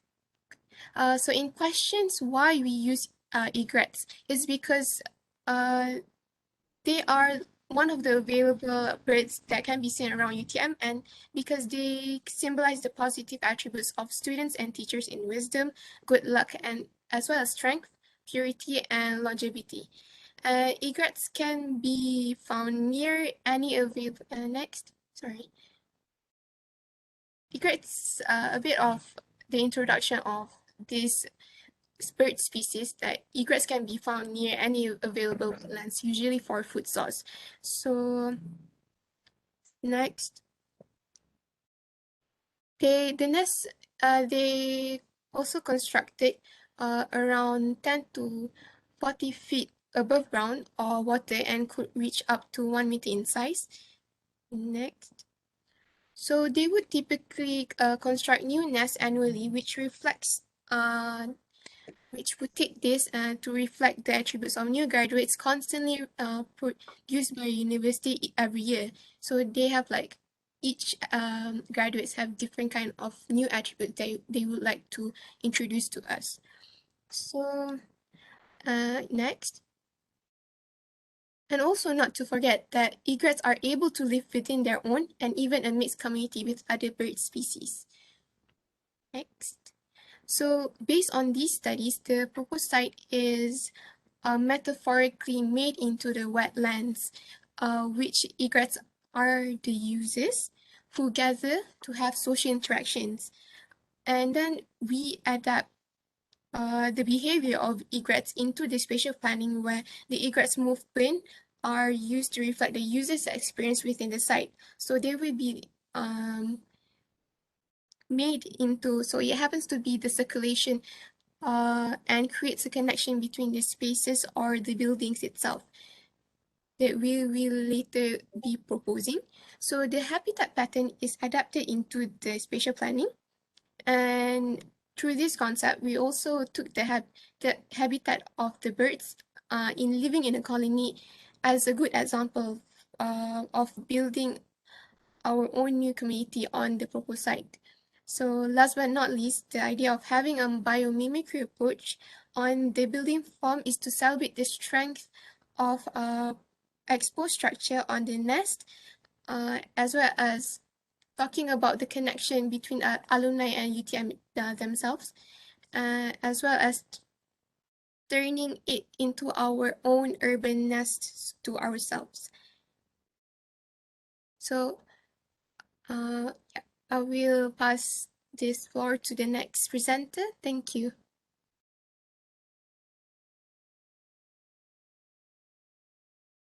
Okay, now for the precedent study, we took 4 buildings as a reference that we want to implement on this design. The first one is Plaza Redevelopment and Student Hub, Bedford Park, Australia. As the new heart of Flinders University Bedford Park campus, the Student Hub and Plaza have reinvented campus life. With the land area of 11,000 square meters, the Student Hub and Plaza is located in Adelaide, Australia. Next. Through the design, Woods Bagot wants to show the potential of the campus within its surrounds, so they encouraging the flow from inside to outdoor, which means the design enabled the facilities to overlap and create an endless transition from one to another spaces. Besides that, the architect also wants to show the improving visual connections and permeability through the plaza, that there will be the gathering spot for students. So this design occupied the central core of the campus by drawing people in. Next. Next one is the masterpiece from Hakinda Alsacia, the Starbucks Visitor Center. Located in Alajuela outside San Jose, Costa Rica, this building is built on a land area of 46,000 square meters and become the only place that has the largest Costa Rican coffee farm. The open mountain views from this visitor center are arguably one of the best the country has to offer. In addition, scientific investigations into coffee agronomy will be freely available to coffee growers everywhere. For the design approach, the Hakinda featuring with 6 Lacantina door systems, including a zero post corner application that dramatizes the visitor's experience more. That blurring is achieved by a remarkable active 4-foot long binary and 10-foot high door system that nearly eliminates the demarcation between nature and structure. Okay, next. For the third building is Asrama Pesantren Tahfiz. Asrama Pesantren Tahfiz is a place to learn Al-Quran for Santri Mukim. This dormitory is meant for all the lecture to teach about Al-Quran. The land area is 330 square meters with 480 square meters total designed building area. Next. For this building, Asrama Pesantren Tahfiz is made with a multifunction space that can accommodate all the learning process on every corner of the room. Sunlight and air circulation are optimized throughout the room in the buildings as a form of passive design. All the walls also are designed with a gap to the ceiling to maximize the airflow circulation from the building to the void. Next. And the last one is from Sri Lanka, Sinharaja Research Center. This research center is located in buffer zone area, which is in Wadagala, Kudawa. Sinharaja is situated in the middle of the migration from Andaman Islands, also the eastern and western part of India. Migration can be defined as a seasonal movement because the birds will come for breeding. These all roots get together in the western part of Sinharaja, and that's why this research center is important. Next. Okay. For the design approach, this building believes that the design should be blend with the nature while having the minimum impact on nature. That's the way to keep balanced quality of nature. Also, the visual of this building was adaptation of bird nest hierarchy variations according to the different identities in each layer, size, the shape, and the form of the bird nest. Okay, next. So this is the idea sketch when the design of Sinharaja Research Center was made. Next. Okay, next. Okay, these 2 slides is our idea inspiration for each function that will be included in our building program. Next. Okay. I think that's all for me. I will pass to the next presenter. Thank you. Next will be continued by me. So here is the original site proposal for Rumah Alumni. Next. Next. And this for building program, there is a alumni hall, restaurant or cafe, gallery, seminar room, meeting room, one-stop center, co-working, student lounge, sports facilities, souvenir shop, co-op, printing, and also bicycle renting. Next. This bubble diagram showing how we will design the new alumni site. At the entry, there will be a drop-off that is directly connected to Rumah Alumni. Drop area might be connected with parking area that have a strong relation with bicycle renting, so that visitors can rent bicycles immediately, and it's carry the car-free concept. As can be seen, the main focus of the site is the Rumah Alumni, Rumah U, and Dewan Perdana. We use Rumah Alumni as an office and Rumah U as an one-stop center. Dewan Perdana will become student center. Alumni Walk will connect Rumah U directly with the Dewan Perdana. We also plan kayaking rentals to be part of the OSC. From Rumah Alumni and Rumah U have a matte relation with the cafe. Next. Next on space justification.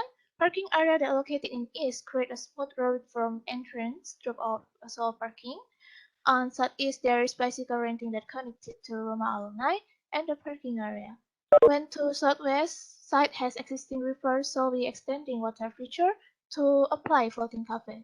Next to the center, we just posing a new building in front of Rumayu to offer more community space. This will be Dewan Perdana on West, that most prominent program space and iconic. Alumni Walk will connecting user circulation, maintaining social interaction with nature and humans. After we have examined the spatial relationship, we proceed to calculate the area needed for each space. We calculate each spaces based on metric handbook, so the area calculated used as a guideline when designing in CAD drawing. I will pass to Tang next. This will show our area tabulation calculation next, as well as disabled parking next.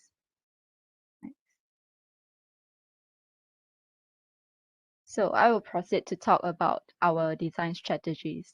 After we have done the spatial relationship evaluations on the site context, it gave us a hint to develop a dynamic center from the various building functions and natural features that surround the site. Next.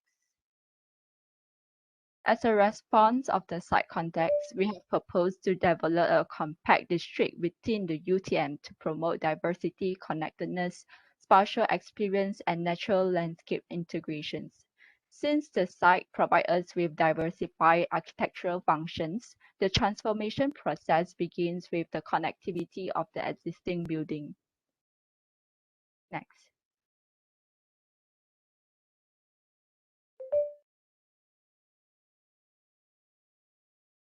And the existing building have not yet formed a clear textures of the site. So we plan to introduce a new organic element to connect and unify the old and new building. In order to embody our concept of the egret birds, the newly designed bicycle lanes imitates the flying movement of the egrets protecting their eggs. Next. So from the picture, we can see the layout of the new building on the site and how it is adjacent to the old building. The old building is highlighted in red, while the new building is highlighted in yellow. Then we will continue to make detailed plans for each building. Next.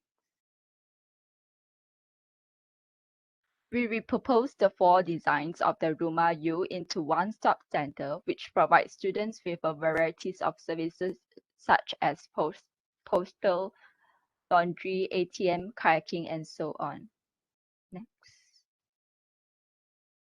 The floor plan has been transformed into administrative centers and cycling facility for the Rumah alumni. Next. The newly constructed Dewan Perdana building will have a gallery, a souvenir shop, a hall, and an open-air amphitheater on the ground floor, while the second floor was largely integrated with the cycling track and green roof. An additional sports center was constructed on top of the main hall. Next. So the floating cafe was introduced on the river to take advantages of the natural surrounding. To construct a complete ring of the cycling track that we have introduced, the floating cafe was attached to two additional platforms with sculpture. This setting offers a natural experience to the user. Next. I'll pass to Chuan. Alright, so this is the overall glimpse of our 3D massing models. Basically, we have our elements, main element, which is the circle, as to shows the design options. Our design is to shows the wraps and protected element that we try to implement in our design, which is the surroundings. So this is our first options of design in terms of to create this kind of elements. And the reason why we have our cafes at the river part is because it's like metaphorics of the egrets finding the food source at the wetland, just like how people's going to this floating cafe at the spot. So the track is also a metaphorical design that represents the egrets to flying around, overlooking into the ground. So these are some of the perspective from the massings. And we will end these presentations by showing short animations.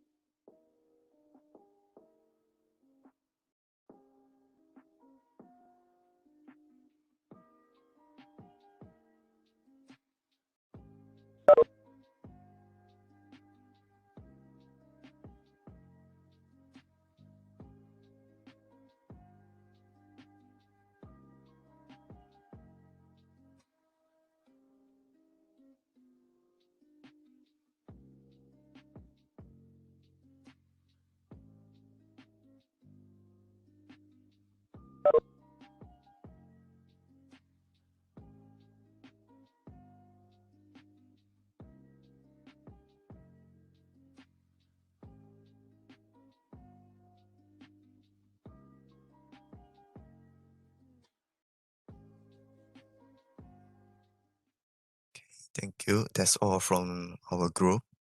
Okay, thank you, group 2. Okay, can we go to the panelists at random? Anyone wants to go first?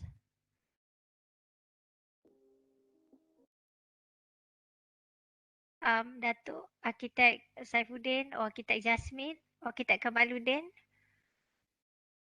Okay lah, I start dulu lah, start ya. Okay, okay, please Arkitek Saifuddin. Okay, okay, you all have raised an important point, which I think even the group 1 didn't raise. So, but somehow or other, you just raised a point, but you didn't inform how you want to overcome it. You stated that in terms of the feasibility studies and inside context, you mentioned about the river, and you mentioned that at times the river overflow into the site, correct? I think I noted that, okay. But somehow rather, you just raised that, tapi how are you going to overcome when that situation arrives? Tak ada. Okay, of course, I don't know to what extent when the river overflow, because it's very important as an architect, okay, for you to implement how to overcome it, because if it happens, how often does it happen? Okay, because it will affect the whole particular site. And what I like about your what they call inclusion in this project is actually that kayak and also building into the river. I like that very much. Okay, because I was expecting a lot from even the first group, because I say that river is the same context. Okay, because I'm just going to make it short, because most of the comments that I've made earlier is actually also on this one. Ideas, I think bagus. You have these ideas, you have this metaphor thing related to the egrets, that sort of thing. Okay, tapi bila konsep bagus, tapi when you come to your actual thing, somehow rather hilang. Okay, hilang. So, and not only hilang, okay, again, like what we have mentioned earlier, Kamaluddin and myself, okay, this is going to be a live project. Okay, you have a good idea, but in terms of practicality, I put a question mark there. Okay, not all ideas is good when you do it practically, because like what Datuk Haizi and myself mentioned earlier in terms of maintenance and okay, the other thing is that I'm not too sure whether from UTM side there was actually a budget that they're looking into. Okay, because a lot of the components here, okay, which might be good, okay, but in terms of practicality, okay, in terms of priority, might not be there, okay, like your elevated walkway, that sort of thing for your bicycle. It's good ideas, okay, but whether it's practical and whether it's need to be prioritized in this project, I'm not too sure. Okay, so this is a general comment, and most of it I've mentioned in the first group. Okay, thank you. Okay, thank you, Arkitek Saifuddin. Okay, next panelist, anyone wants to comment? Okay, can I go ahead? Yeah, please. Okay, thank you very much. I think a good presentation. A bit different from the first one. Nanti I'll comment about the first one at the end of it. I misstudy. So this one, the one thing that works, I think, well is the overall planning was, I think, a bit better. Well thought out, the planning, and a bit separate from the existing buildings, which I like because you've got a building which differs quite a bit from what you are proposing.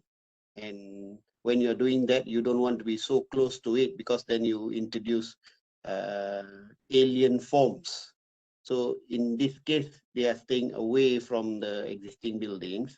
But the issue is how tightly linked can you be to the functions of the other buildings, the existing buildings, you know?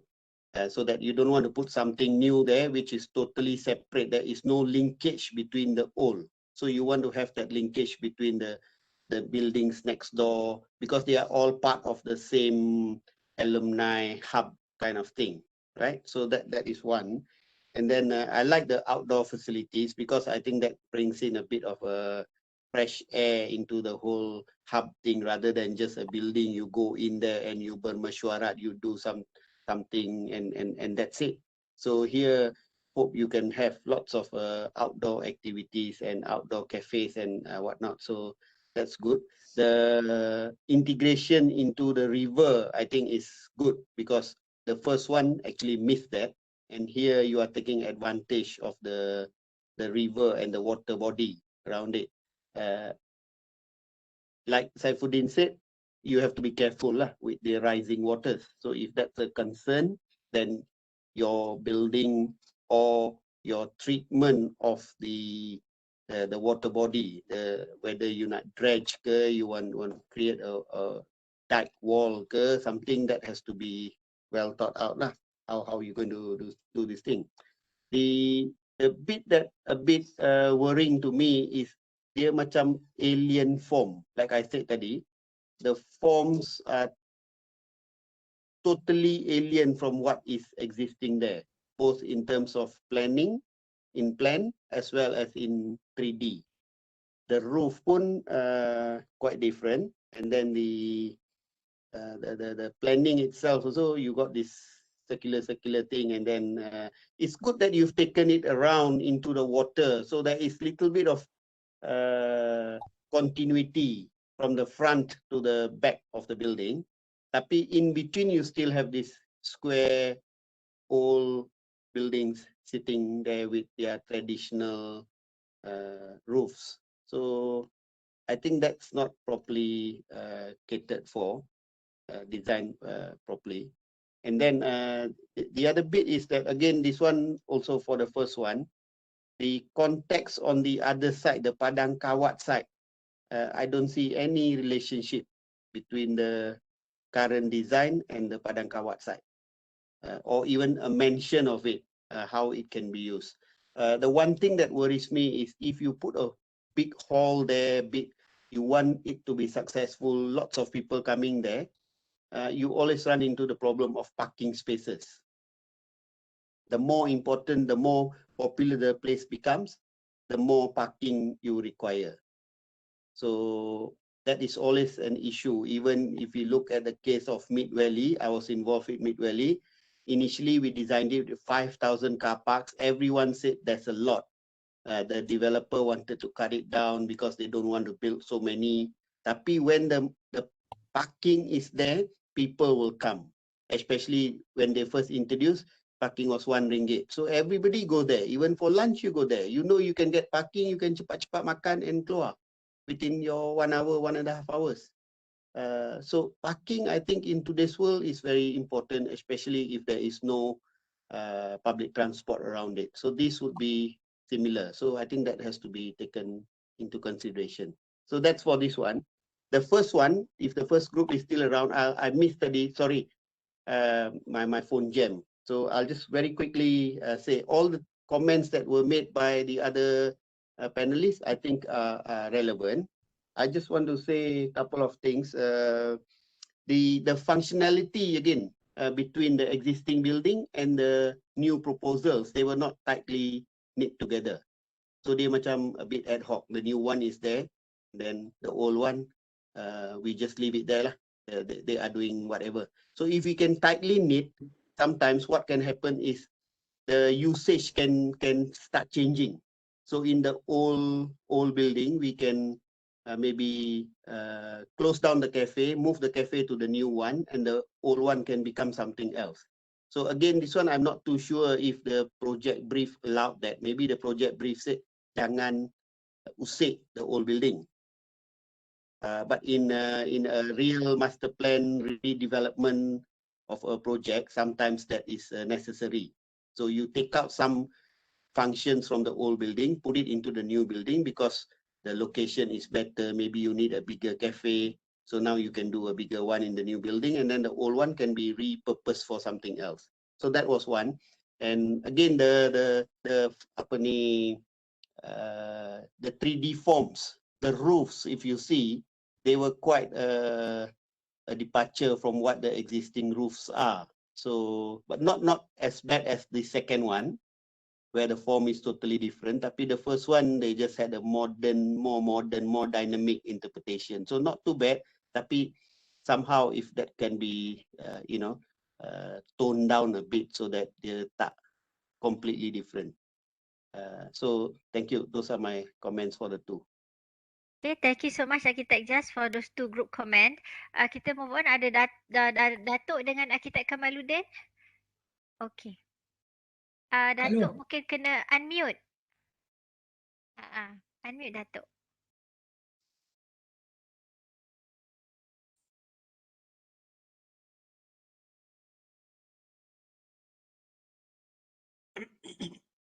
Masih tak dengar Datuk. Boleh unmute mic.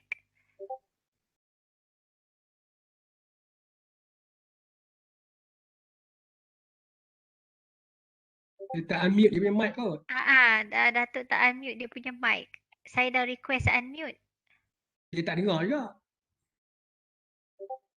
Dia mungkin dengar kita tapi kita tak dengar dia. Kau nak Kamaluddin cakap dulu lah. Itulah bolehlah sementara saya bagi request unmute dekat Datuk. Boleh Architect Kamaluddin. Teruskan. Okay. Alright. Thank you very much for the presentation for this group 2. For this untuk you all punya group, I think I'm looking at the collective activities. Dalam you all punya awal-awal konsep, we talking about collective activities. What are that collective activities? Iaitu kena senaraikan. From there, it leads to the intervention, architecture intervention. Sebab activities tu sekarang kita nampak basikal lah. Tapi kolektif, is that basikal collectively being done by others? Kalau macam kita cakap tadi, the alumni, all ages kan, so kena looking into it. I looking at this moment, you punya proposal ni macam untuk student center. Dia punya leading DNA dia tu the student center punya exercise. Not much on the alumni, right? Ni from my observation lah. And then about the concept of the sarang, you kata tadi you all present that it's meaning that a meeting point from the oldest age, the alumni and then the students. Sarang, maksud ibu pulang ke sarang. This kind of things. But I make the ideation on structural activities of the design aspect. Sebab I'm looking at the precedent studies, ada 1 or 2. Satu asrama tahfiz di Indonesia. The other one is in Sri Lanka yang ada macam bamboo construction, this kind of thing. I'm looking because bird nest on the ideation part of the design idea, structural abilities that being put for the nest by the birds. Macam mana dibuatkan. So I think I'm looking at that as addition. So when looking at that as addition, I think all this in group, masa precedent study tu duk tengok benda-benda yang relate to that. That's why I boleh read for example the asrama pesantren tu, dia ada steel construction, steel and timber construction. So steel construction benda yang portable, maksudnya it's not wet construction, it's dry construction. It's a prefabrication kind of things. I do nampak mungkin this group are going to approach to that in order to expedite kind of things whatsoever, and then giving the difference between the old building yang buat dengan masonry di batu bata, and then with the new buildings, maybe these construction materials. I punya ni lah, tapi tengok depan dia jadi lain pula. Dia jadi macam macam nampak water treatment plants. Maybe your presentation tak siap. Jadi all that bulat-bulat tu, the circle punya building tu tak siap. Jadi nampak macam water treatment plant lah. Maybe lah. That's why I mentioned to the group one. If you are working in the group, you boleh bagi task. Budak ni buat ni, student ni buat ni, student ni. In your group ni macam tak nampak sikit collaboration. So maybe all of student lah ni keras kepala semua. Kau anak aku macam tu kan. Biasalah tu. This architecture is that. Cuma you have to compromise lah. The ego kena buang sikit. Bagi kat kawan ni sikit, bagi kat kawan ni sikit ego. Don't. Jadi kalau ego tak habis memang tak selesai bangunan tu. So I nampak itu, I rasa hilang kan. You lost. Like what brother Saifuddin mentioned just now. Cerita awal macam ni, tiba-tiba belakang keluar macam lain. Dia putus DNA. Kita panggil kalau saintifik dia putus DNA terputus. Tak ada DNA connection, tiba-tiba jadi macam tu. So sorry to say, that's are things you need to polish back. But the conceptual of moving through bicycle tu, macam kata tadi, it's a student activities. Kalau kita pergi, lain. Payahlah. Kalau I park my cars, for example, sebelah dekat old alumni buildings, nak pergi makan kat floating restaurant, memang I have to walk. Ataupun kena naik basikal kah, going to the lakes, I don't know, maybe walks lah. Popular walks. Alright. Satu, good. During the weather yang good weather, cantik lah kita boleh nampak scenery apa semua, having fresh breeze daripada hutan sebelah tu, and then go to the restaurant. But again, in terms of services that were mentioned by Dr. Nahaizi previously, and then Dr. Saifuddin also, services, restoran ni banyak benda. Dia punya kitchen dia punya benda-benda belakang lah tu. So, this something yang memang kena tengok. When you put a floating restaurant there, macam mana you punya services of that floating restaurant, especially dari segi garbage kind of things. Kita nak tak mana kan. So again, on the floating aspect also, I'm questioning you all as a group. Floating memang floating kah ataupun nampak floating? Is it a pontoon kind of construction or is it a bridge kind of construction? Bridge type. Bridge kind of construction, right? So you have to be clear in that. Kena dapatkan semua. I think need a lot to be done lah for this proposal. Dia kena nampak macam tak siap sebenar-benarnya. And then I think ideation yang best tu I suka, tapi dia balik tu dia jadi lain. Dia pergi kepada the presentation tak nampak dia tu. I memang mati-mati kata, ni dia orang nak introduce maybe construction system, like a steel ke apa semua. Tiba-tiba I nampak pula macam Renzo Piano punya bangunan yang kat pulau mana tu kan. Naik ada perspektif naik tiang-tiang tu. Suddenly toward the animation last kali nampak macam water reservoir, water treatment plant pula, tak ada apa. I think memang tak siap lah tu, tak nampak pun siapnya tu. So again, work as a group, compromise each other, giving task to each other. Put some ego lah. I think dalam grup ni banyak ego ni, yang grup ni geng semua kepala ni. So tone down some ego and then let compromise.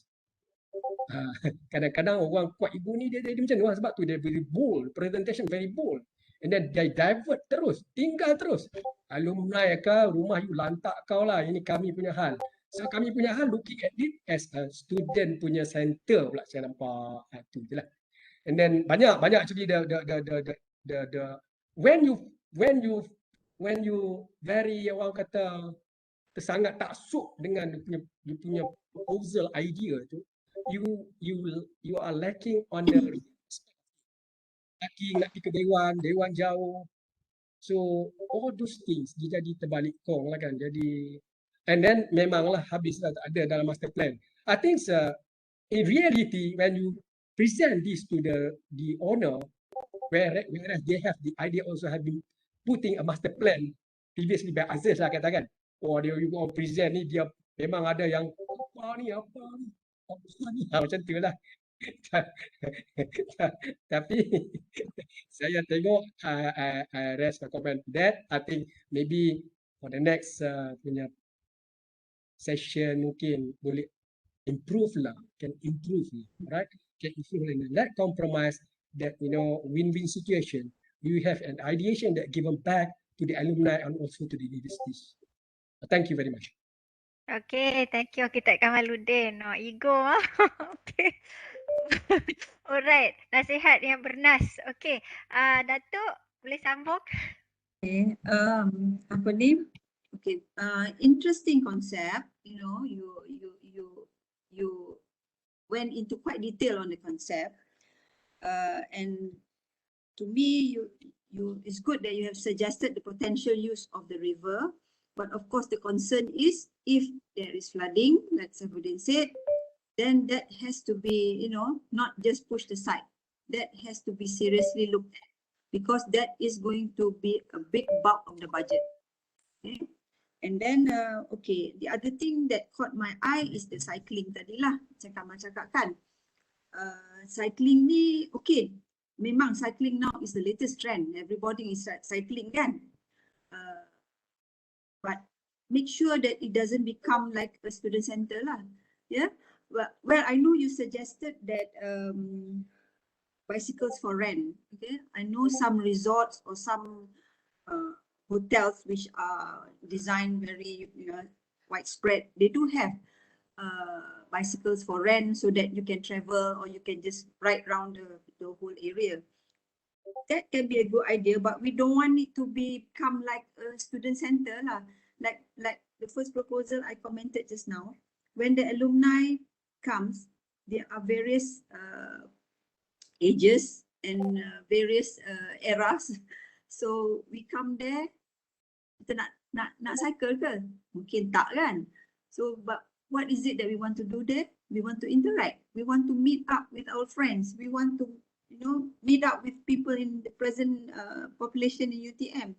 So what are the activities that attract us? And what are the activities that welcome us?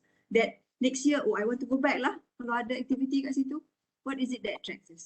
So I think we have to look at this. Okay, that's all. Anyway, well done. Okay, thank you so much, Datuk. Good advice from all the panelists for Group 2. So hope Group 2 can improve on the design scheme. Okay, then we move on to Group 3. Group 3 ada? I would like to make a conclusion for our group too. Okay, please. Okay, if you have So anything to actually, say. we design more towards to student approach as we try to make the site lively during the normal school days, so the uni student actually can really go there and explore and experience the site themselves. So we see the possibility of our building proposal because we actually have a round building precedent study inside UTM campus, which is the eco house of UTM. And we probably haven't responded to all the site elements here, but we're trying to turn the great ideations into reality. So if all of us believe in what we can achieve what we believe. So we will continue to polish our design. Thank you for all the comments. Okay, thank you, Xiao Ting. Comments positively, okay? Don't be discouraged by what we have said, okay? Yes, we are very motivated. Thank you. Thank you. Okay, thank you so much, Xiao Ting. Be positive, you can do the best. Okay, thank you, Xiao Ting. Okay, we move on to the third group. Bella, yeah? Okay.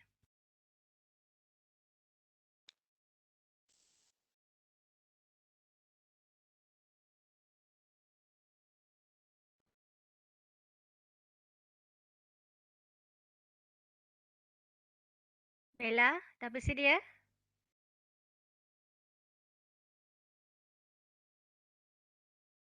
Hello. Okay, baru boleh dengar. Okay, baru boleh dengar. Teruskan, Bella.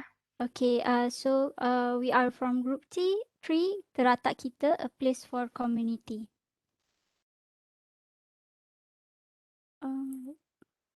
Okay, so our group members are Anjali Xiaofeng, Ili Damia, Nabila, Hazazi, Izati, and Alif from Indonesia. So I am Nabila. So the table of contents is the issue and aim, concept, the traditional Malay village case study, approach, present study, bubble diagram, and our master plan. So the issues and aim. So the issues in the site is there's no sense of activities around the sites, and there is no proper for the alumni to gather and connect with each other. And the third one is the area seems secluded and private, and it should be celebrated more. So the aims are to create a new cozy ambience place for the alumni to interact with each other, to promote vehicle-free environment in effort to reduce carbon monoxide emissions, encourage a healthy lifestyle, and the third one is proposing various kinds of cafes and restaurants to celebrate this place in the same time to attract and make the place alive. So this is our concept Teratak Kita, which can also be known as small house for temporary residents. So Teratak Kita aims to uplift the sense of community among the people, which mainly resembles the old Malay village heritage. Spaces that enhance social interaction such as community farming and gathering spaces and green areas, while appreciating the nature and well-built landscapes. So the concept is actually for that one day these alumni will return to UTM where it feels like home.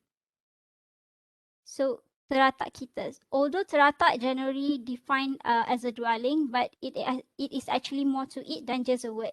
So Teratak Kita is where people come home or pay a visit from the hustle bustle of the city into tranquility. It's a gathering place to recall, evoke memories, and act as memento. So the next one is Ili.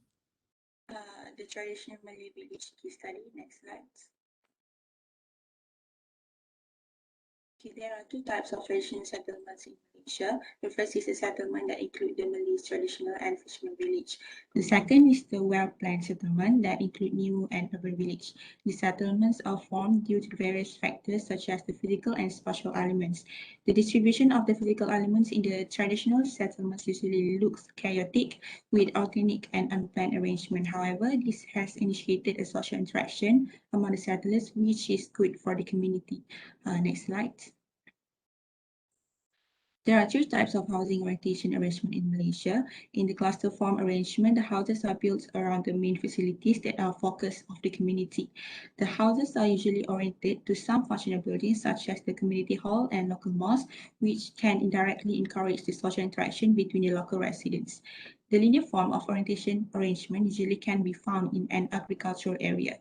The houses in this area are traditionally built along the main road or riverbank, front-facing and parallel to each side. Next, the scattered orientation arrangement. The houses are built organically because of the topographical factors. The arrangements of the houses in settlements also reflects the conceptual division of space, which connects the community while increasing the social interaction among the society. Next slide. The orientation of Malay houses of the early settlers was properly oriented to the orientation of Qiblat. Apart from that, most of the houses were positioned to be facing the natural elements such as river and agricultural resources. The economics of the Malay that has been more towards agricultural, it is also acknowledged that the lifestyle of the Malays concerning on the faith, culture and characters which influenced by Islam. The organic arrangement of the houses surrounded by landscape and other physical elements of the settlements has positively enhanced the social interaction among the settlers. Almost all of the settlements has a good accessibility of public settlements. A typical Malay traditional village has at least a prayer hall and community hall for the community to gather and celebrate events. Most of the houses also have a house compound. This open space is used for the children to play and the local elders to spend their time chatting with their neighbors. Next. So the next one is the Malay traditional environment is the interaction between the human, culture, and environment. So kampung can be defined as a rural settlement sustained traditionally by subsistence activities such as agricultural activities, and also a collection of houses and to denote a single house and its compound. So other than that, it also can be defined as relationship of its inhabitants to a most. So most, usually the most is it act as the central, identifying the physical features and the kampung area that radiates from the most in various of directions. So Malay houses are designed to signify the warm hospitality of Malays in maintaining amicable social interaction in their activities. So the next one is the structure of Malay kampung. So there's no main street or plaza or main square. So the winding path, it leads from one house to another. So the path is very in the width, and also it link the houses to the other houses. So in a cluster of village, it is usually up to 5 houses or more, and the plants are used as the boundary between the houses, and it will be arranged in aesthetic manners as there is no fencing. So there is also no geometric layout of kampung. It actually depends on the social relationship and culture of the villages. So kampung, it shades by coconut trees and other type of trees. It also uses the local building materials, and also the lack of physical barriers in the kampung. It made the kampung look informal and also have open atmosphere. So this is the analysis arrangement of Malay kampung. So positioning of the Malay house, it can't be in front of the older relative, and it can be only behind or in line only. So commonly the Malay houses, it face the transportation route, as an example, whether the river or the road. So the compound of a Malay settlement is fenceless. This is to allow constant interaction between the communities. So the trees, it is despite providing fruits to the residents, it also acts as sun shading. It protects them from the sun. So the orientation of the Malay houses is from east to west direction, which facing Mecca, and it also to reduce area to solar radiation. So there is also house with outdoor toilets separate from the bath and the washing area near the wells. So it is actually for the hygiene purposes. So the courtyard, it is act as the feast or gotong royong among the family members. So the next one is the spatial layout and spaces of traditional Malay houses.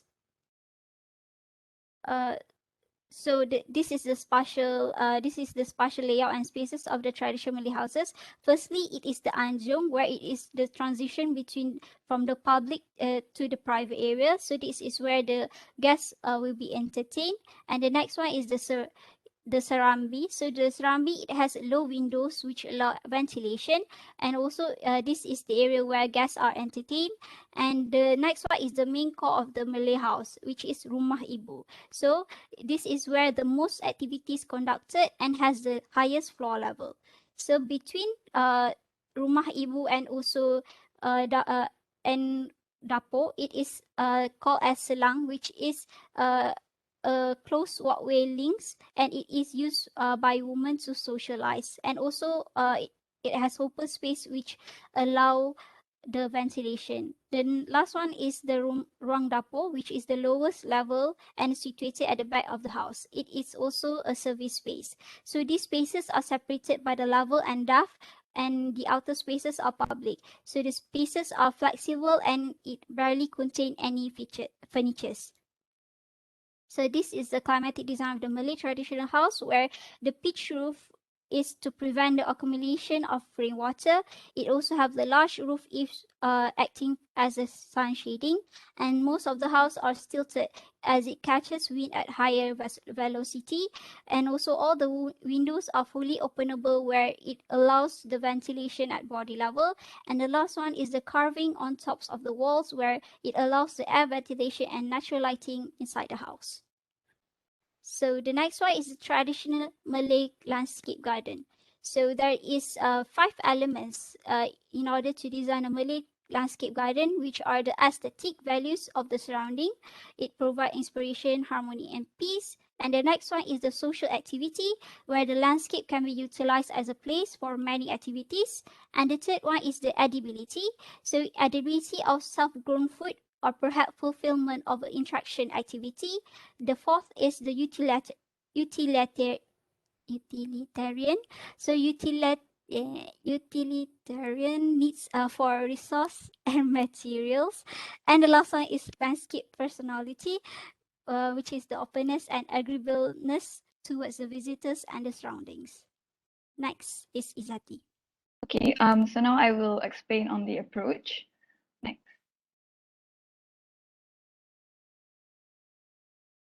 Clustered form. Okay, so the first one is the clustered form, where the buildings are built around the central public area, which focuses on the community. This is to respond back to the existing buildings, which is Rumah Alumni and Rumah U, which we felt like does not have a distinctive shapes or sizes, where these two buildings is not similar at all in terms of layout, which definitely mainly resembles the Malay villages with different styles and design. Also, in front of Alumni provides a great opportunity for an open amphitheater. It's a great for the sense of welcoming, as it is facing the main road, as well as it unites these clustered spaces or building as a community and also act as a gathering place. Next. So for spatial design, the use of different level and depth of the building we use to resemble the hierarchy of the usage of space, whereas the outer spaces are considered public. If we go back to our first approach earlier, we chose clustered from which it is basically a centralized form, and at the center, the cluster we propose an open amphitheater which mimic an anjong, also defined as a transition point from public to private. So not only that this amphitheater will welcome and gather these people, it will also act as a transition point, a point where it helps to lead visitors into the other enclosed spaces around the site, such as the Rumah Alumni or the multipurpose halls, cafes, and the other places. So this is just a rough idea of techniques that will be implemented throughout the design later on. Next. Next is the fenceless community. So from the previous analysis of the compound of Malay settlements is fenceless, which allow constant interaction between communities. As this is the proposal of a place or community, it relates back to the implementation to the design. What's great about the Malay settlement is that they overcome these challenges by showing boundaries through plants. So they would plant small bushes around their homes to show boundaries, but not to the extent of separating themselves from the neighbors. So plant separators are great for us to show the different spaces that involves in the clusters or building around the site. Other than that, it enhance the concern for environmental conservation and to improve the environmental health. That would strengthen our idea on the sustainable planning as well. Next. So speaking of sustainable planning, we had classified this into 3 categories, which is environmental, social, and economic. Mainly economic, which I will be explaining very soon. Influenced by the Malay traditional houses, we would like to encourage a sustainable building through passive building design, in which will help eliminate auxiliary heating or cooling. Social-wise, Malay traditional house planning encourages social progress that responds to the needs of local community. Hence why we're providing numerous amount of gathering spaces, as this will encourage social interaction. And lastly, economic. Malay style usually sustained traditionally by subsistence activities like agricultural activities. So a large amount of the area were dedicated to a rentable farming area to increase agricultural growth among the community. And this would also help to sustain and provide future development to the Alumni Center. The next is President Study. So move on into President Study. So we collect in total of 4 buildings as our President Study. So the first one is Bazaar Community Center by Elina Jamil Architects. Next. So the building is located at Shah Alam. So some elements that we learned from this building, the folding roof is a dynamic form that stretches from west to east continuously, protecting a series of enclosed and open spaces. And also the flexibility of this building, it can be used for various types of program. And also lush greeneries to help shade the building as well as decrease the solar gain heat. Next. So the next presentation study is Salah Visitor Center by SOH Design Studio. Next. So the elements that we took to implement in our design is the vernacular elements such as the strong and modern curve feature not only serve as a main passive cooling structure, but it also reflect high sensibility and elegance. And the layout of the building is according to the rules of passive cooling system. Large open walkways, platform with openable door and windows, high roof, generous overhang, elevated from the ground and plenty of in-between spaces of natural ventilation. Next. So move on to the Terapuri Heritage Village, Lands of Palaces. Next. So the building is located in Terengganu. This is a conservation and restoration project of Terengganu Malay Classic House. The layout of the resort is inspired by the 17th century Terengganu Palace and its surrounding, and it offers a variety of activities as listed such as fireflies, sanctuary, Kuala Terengganu City Tour, kayak, and etc. And some element that caught our eyes is the Sesayap Courtyard, and it is a Malay palace-style courtyard garden, and Sesayap Courtyard is open to a breathtakingly beautiful atmosphere overlook city wetlands and South China Sea. Next. And the last one is Milan Cortina Olympic Village by SOM Design Studio. So the main elements that we learn from this building is how sustainable the design is.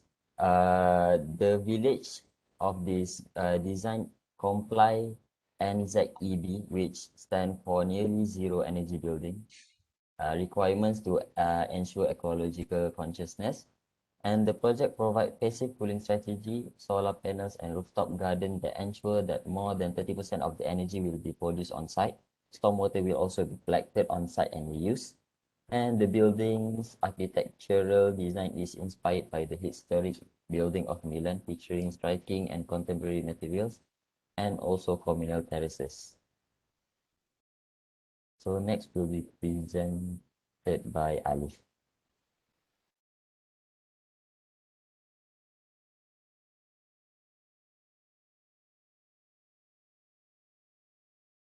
Okay, Bella, next slide to the space one. For the space in the site, there are a few facility that we're gonna build around it, like basement parking for the use for wall area for pedestrian. On top of it, it's a public space, a cafe, a public space, a rentable kiosk, a public space, a gallery or exhibition, a public space, landscape farming, a public space, herbs garden, a public space, amphitheater, a public space, a pond for fishing, a public space, a library or bookstore, a semi-public space, a one-stop center, semi-private, day one, a semi-private, and an office, a private space. Next. This is a bubble diagram for the basement floor. There are underground parking, like we put it in the area. Next. This is the bubble diagram for the ground floor. There are a lot facility that we put around it.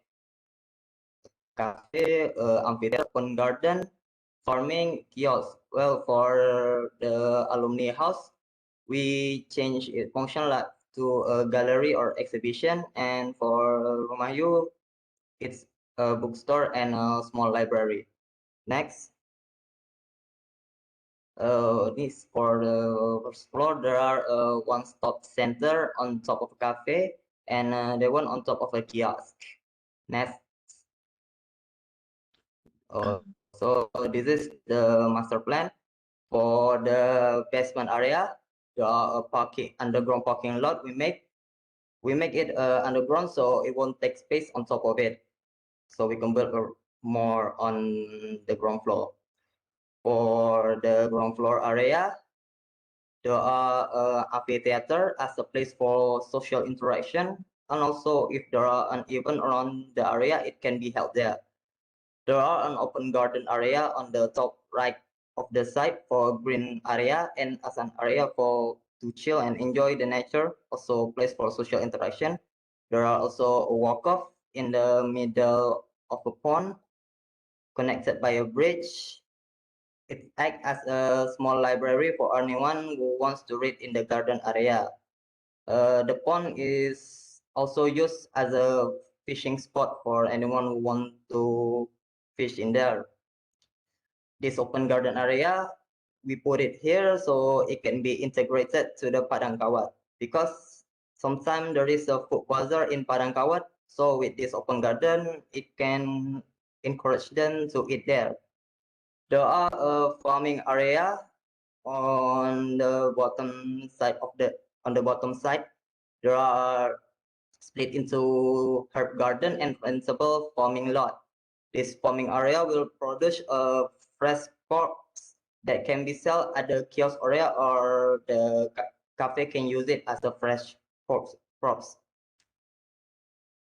For the rentable farming area, can be rent to anyone that want it for a fee. With this income, the farming area can be self-support for its maintenance. Also, the farming area were put close to a water source, so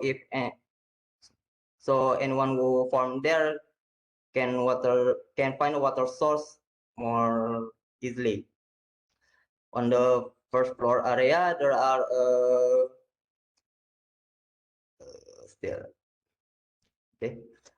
there are a one-stop center and an office that we merged together, and for on top of a kiosk there are the one there. Next slide. Okay, this is for the CAD drawing. We split the master plan CAD drawing into 4 levels. The basement, back to before, please. This is the underground parking space. To access it, I wasn't finished yet. To access it, there are a ramp that goes down there, and if anyone doesn't want to walk through that, there is a core that was there is a core. Inside it, there was inside the core, there are a stair or a lift to anyone who want to go to upper floor. Next. Next. This. Okay, for the ground floor, like said before, there are amphitheater, an open garden, farming area, and farm area. Oh, come on. Okay, for the main buildings like the cafe, kiosk, alumni house, and Rumayu, we kind of, because we making it still, it count as a first floor. Next. Okay, this is the CAD drawing for the first floor. There are alumni house that count as a gallery, Rumayu, which is a bookstore, and in the middle of it there are a small garden for anyone who want to read there. On the left side there is a kiosk, and on top of the side there are a cafe with an outdoor area in it. Next. This is the plan for the second floor. On top of the cafe, there are a one-stop center with an office in there. And on the left side, there are, on top of the kiosk, there are the one for anyone who wants to do an event there. Okay, next. This is the perspective of the site. As you can see, the alumni house and Rumayu still have the same existing roof. So if we can change it, there are plans to change how it looks, the roof looks. Next. Alif, I'll take over from here. Oh, okay. Thank you. Okay, so this, as Alif said just now, this is the perspective one. This is the perspective two, where it shows this is the building of the cafe here, and this is the small bookstore library. So this is a perspective from the area of the garden with the wakaf here, as you can see there.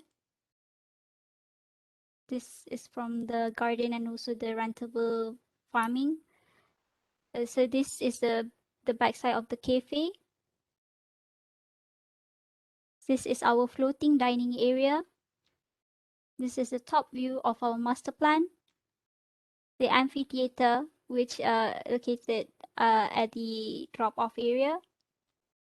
So this is the outdoor reading area inside of the small bookstore, the library, which is previously the Rumah You. So this is our reading wakaf. The rentable garden. The herb garden, where people can have a walk there. And this is the video. Can you hear the sound?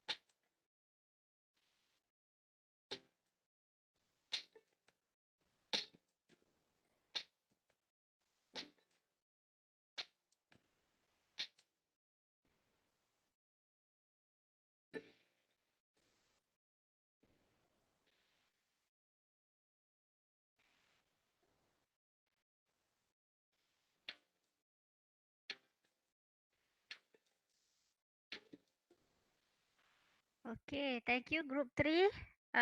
Nabila, thank you so much. Okay, we quickly go on to the panel before we move on to the final group, which is Group 4. And we will try to end all of this by, kalau boleh, by 1:30 lah. Kalau tak sempat, then we anjakkan a little bit up until 2 or 1:45. Okay, so the comment from panelists, I think this one is more towards Malay kind of a traditional architecture approach. Anyone wants to go first? Datuk ke? Okay.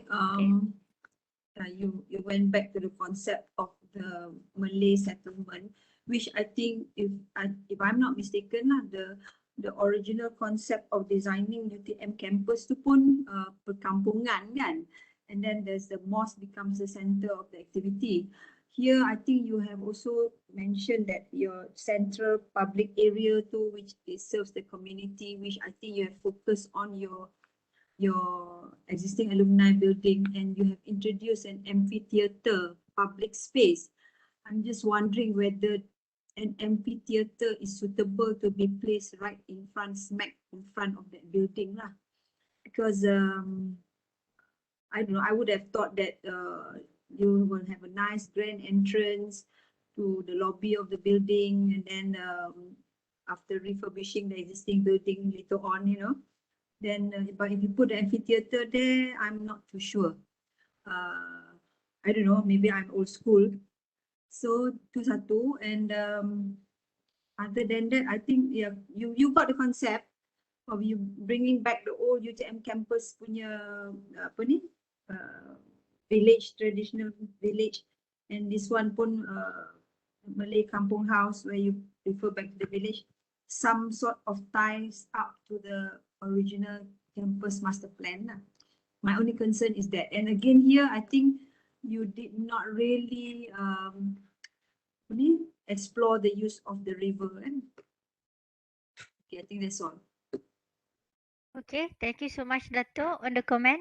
Okay, we move on to the next panel. Anyone wants to go first? Okay, I masuk lah kan. I think against this proposal, when you look at this proposal against macam putus DNA juga. The precedent studies, the study been done on the traditional village concept, all those things, tiba-tiba suddenly hilang kat sini. It's not about the image of the buildings. Okay, Terengganu building just tie up back with the building that we have in our universities. Tapi dia bulky. So big buildings, a Malay traditional buildings not like that. Although if you want to, reinvent it back against, nak balik ambil konsep tu. Tapi kita kena suit with the site. Bila look at the perspective just now, the building is very big, huge. Then dia punya souls tu, it's cutting the soul of it. Dia tak nampak tau. Kita nampak imitation like what have been done previously when we are trying to get our national identities. Kita buat BM Bumi Putera, kita buat PWTC. Bukan nak kata itu salah. Dia function as a whole. Okay. But the build form, the image, this is very subjective. For me as a student still, daripada dulu sampai sekarang, I tak berapa suka cara approach macam tu. Macam seolah kita photostat benda tu lebih besar, then we have the image. Of course, it function as a dewan. Tapi, I think, I don't know, maybe that's the approach during that time. We are looking for national identity. We have Bank Bumi Putra, we have PWTC, kita ada PNB buildings, all those things. Alright? Tapi kita ada yang tone down. I think been done by, if I'm not mistaken, siapa? Ada Istana Terengganu. Istana Terengganu, siapa? Raja Barin. It's not Raja Barin. Yang dekat jalan, apa nama yang Terengganu tu, arkitek Terengganu tu? Mas Osman. Okay, Mas Osman arkitek, Osman Muhammad. Di sini ada orang tua, ada cucu dia pun lah. Tapi dulu, those days, when I was a student, Mas Osman apa semua ni orang-orang yang very radical lah dalam approaching on create what you call nation identity.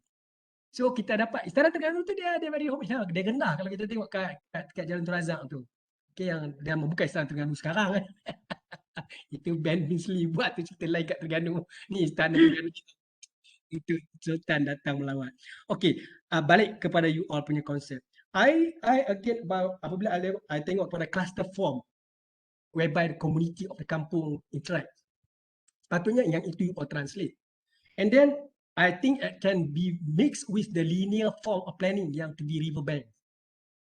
Tapi apabila you propose a herb gardens and rentable space for the farming, I rasa I don't know. I think it's out of the context of the proposal for alumni hub. Siapa nak pergi sewa plot tu? Who are going to manage the plot? Again, do alumni going to manage the plot? Sewa kepada orang luar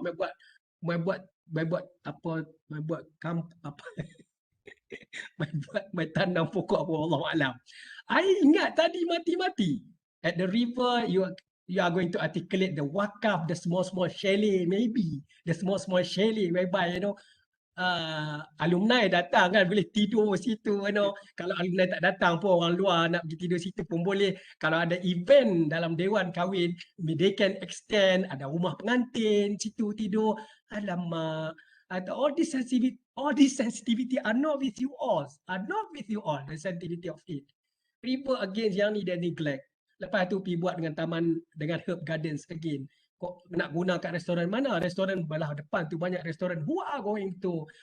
All these are not, are not just suka-suka kita propose restoran ataupun a food punya place lah kan. Maksudnya ada ini kan. Siapa nak tu kita kena tengok. Kita kena tengok who are going to manage that.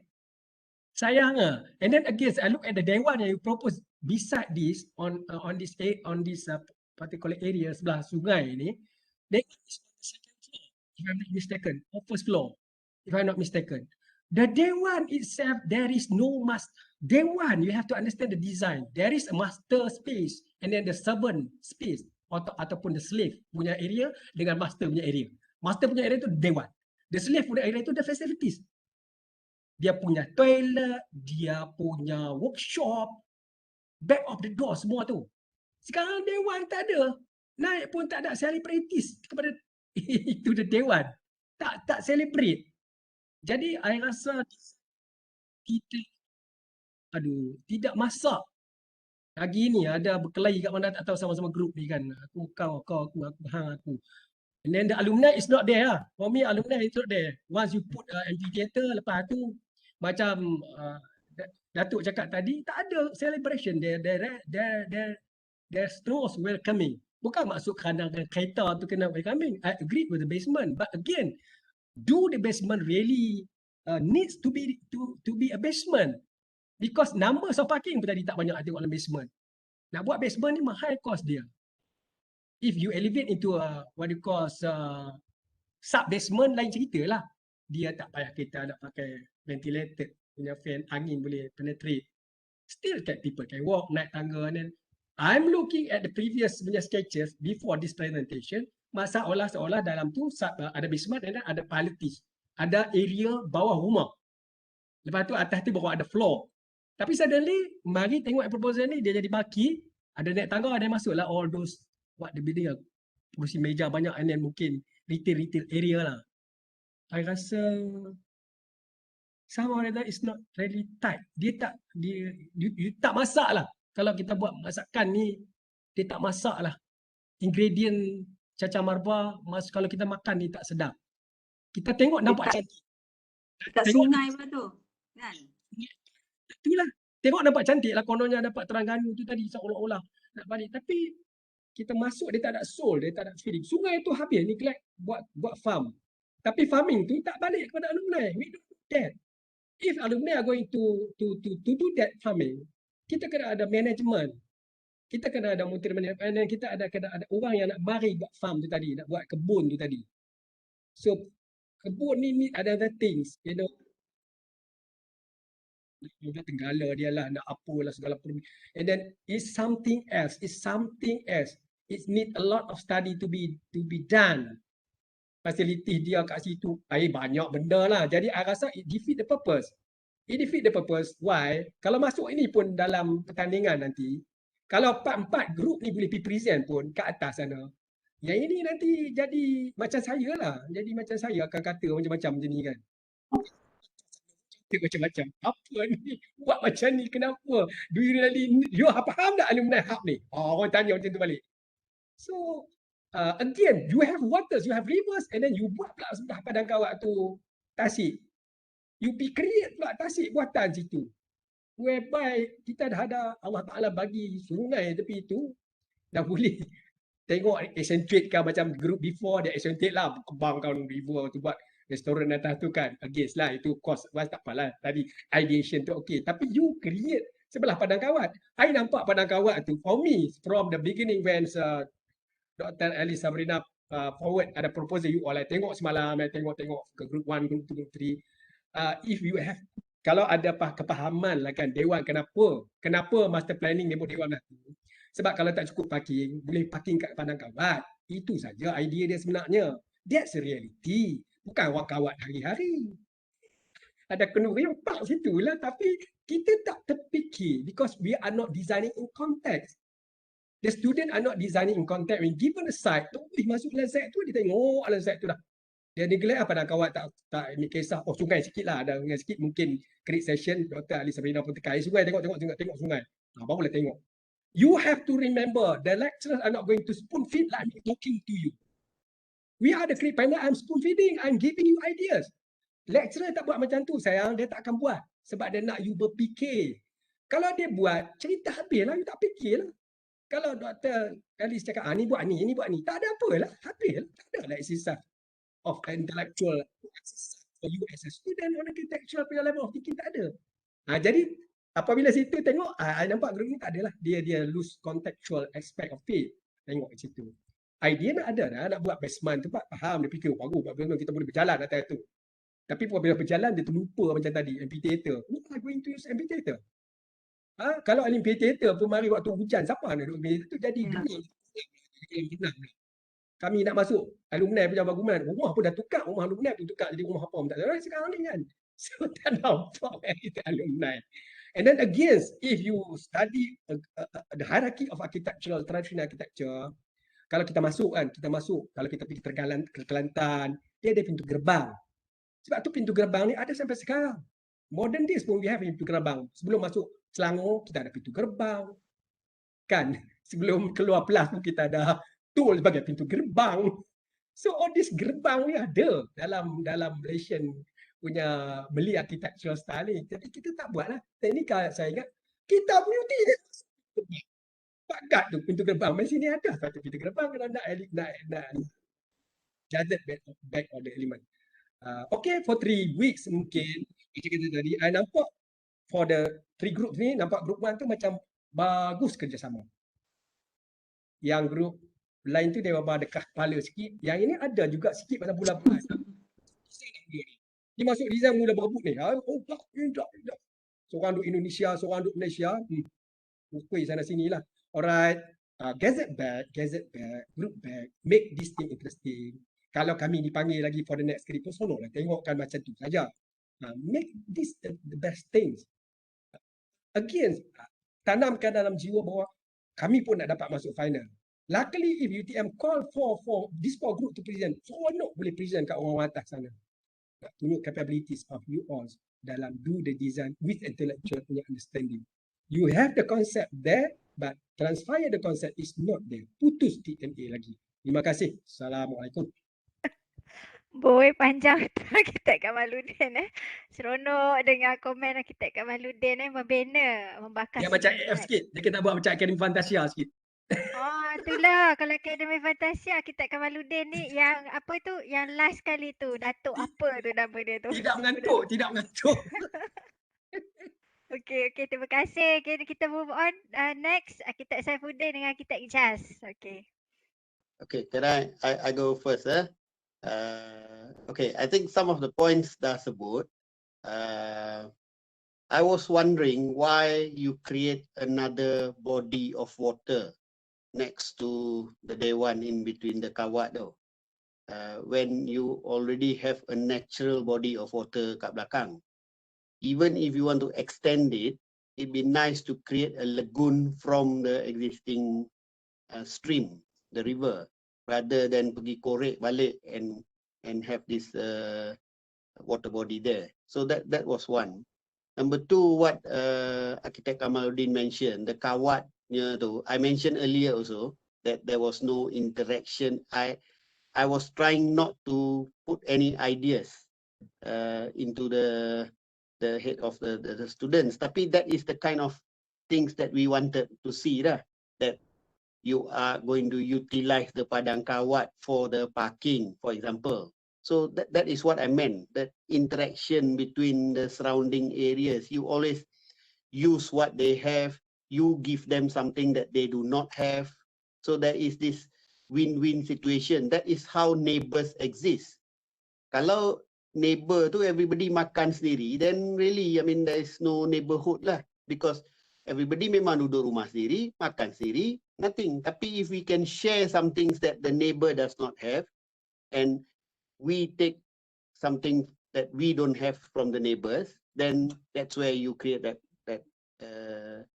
neighborhood feeling. So that was one. And then the other issue was, I talk more on the presentation lah. I think the functional aspect, Kamaluddin dah sebut quite extensively, so I will not go into that. Memang I agree with a lot of the comments, the buildings, even though you nak buat konsep rumah Melayu and all that, tapi suddenly the buildings are too big to be called a rumah Melayu punya building. So that all that is true. Tapi in terms of presentation, I realized that the earlier part of the presentation, a lot of time was spent on talking about all the aspects about rumah Melayu. I think we do not need to go so much into detail. If you just mention rumah Melayu, you mention one or two aspects of it, we leave the audience to do their own study on what a rumah Melayu is, what serambi is, what this is, that is. You know, you don't want to give, this is not a tutorial on rumah Melayu. We should just mention it in passing, and then we should explain our design where these concepts are. So you say This is the serambi, macam rumah Melayu. This is the rumah ibu, macam rumah Melayu. So we must explain our design. Don't waste time on talking about something else. Precedent studies and all that too is fine, tapi should be very, very fast, very, very quick. And then I like the bit that you started off with some hand-drawn, freehand sketches. That was very good. In today's age, that is very nice to see. Tapi yang malang tu, when you went to the next stage, the actual CAD drawing, banyak the drawing nampak macam incomplete. Dia section here, sini ada, sebelah sana kosong, situ ada, sebelah sini kosong.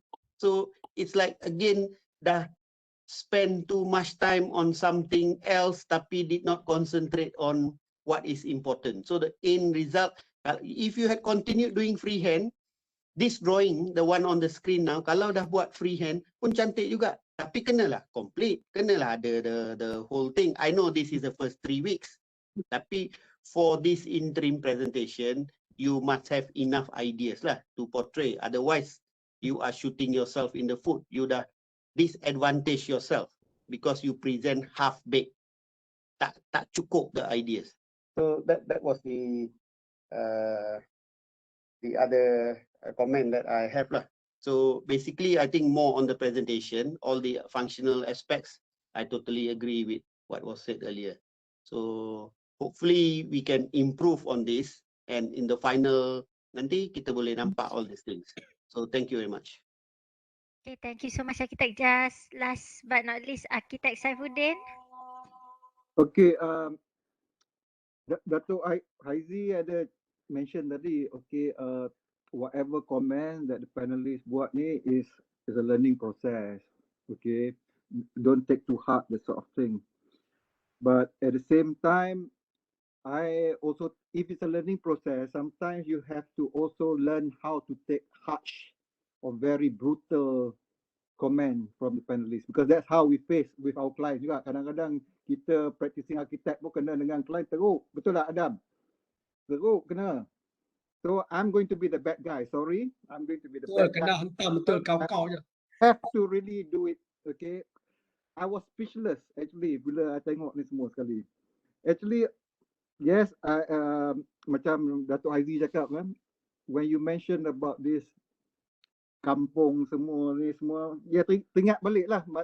When I think I was first year, second year, then we were informed what's the concept of the UTM campus. Okay, the kampung, that sort of thing. But macam I think Adam mentioned tadi, at that time, yes, at that time we were looking into that. That's why kalau you tengok UTM campus, UIA, even UUM, some of the building ni ada that local architecture. Okay. But even you have that local architecture, too, in terms of proportion, in terms of context, usage of that space has to be important. Okay. This is a alumni hub. Okay. Walaupun you mention tadi teratak kita tu is trying to bring back your roots, okay, for the alumni sort of thing. But not necessarily roots is going to your kampung. Okay. Somehow rather, sorry to say lah, that kampung concept you mentioned tu memang tak kena langsung. I have to be brutal.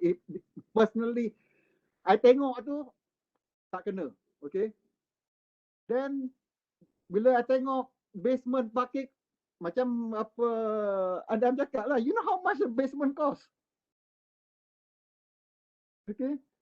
And again, you see, when you start with a project, like in this context, I think what was informed, you were all given the liberty, the ruang untuk come up with your ideas, that sort of thing. Okay. But at the same time, and of course, kita pun ada client macam tu juga, who doesn't know what they want to do. They appoint an architect. Okay, I got this piece of land, do something about it. That's why kita as architect, okay, first we have to know, kita kena buat research kita. Okay, research, okay, this is particular site, we have the river, that sort of thing. It's an alumni. Okay, what is alumni? Okay, of course tadi 2-3 group yang bring in student activities. No, alumni is orang yang dah keluar daripada universiti ni. they have their own practice or whatever kerja, but they're coming back. What is the main idea? Networking, okay, getting to know that sort of thing. And of course, for an alumni place to generate income, so it's also the business proposal. Okay, so bila business proposal tu, to this whole area nak generate income, you have to take in that context. Okay, apa yang boleh generate income for this particular area? Okay, then at the same time, which I stressed earlier juga, UTM, okay, University Technology, okay, teknologi masa campus masa boleh buat dulu. Yes, we are looking into the kampung, that sort of thing. Sekarang is 2021. Okay, you tengok University Teknologi Petronas, for example. Okay, dia punya campus macam mana? Okay, the elements of the architecture over there. One thing about if you are using the domestic architecture, okay, dia punya scale kecil. Bila scale besar, dah tak kena dah. Totally out.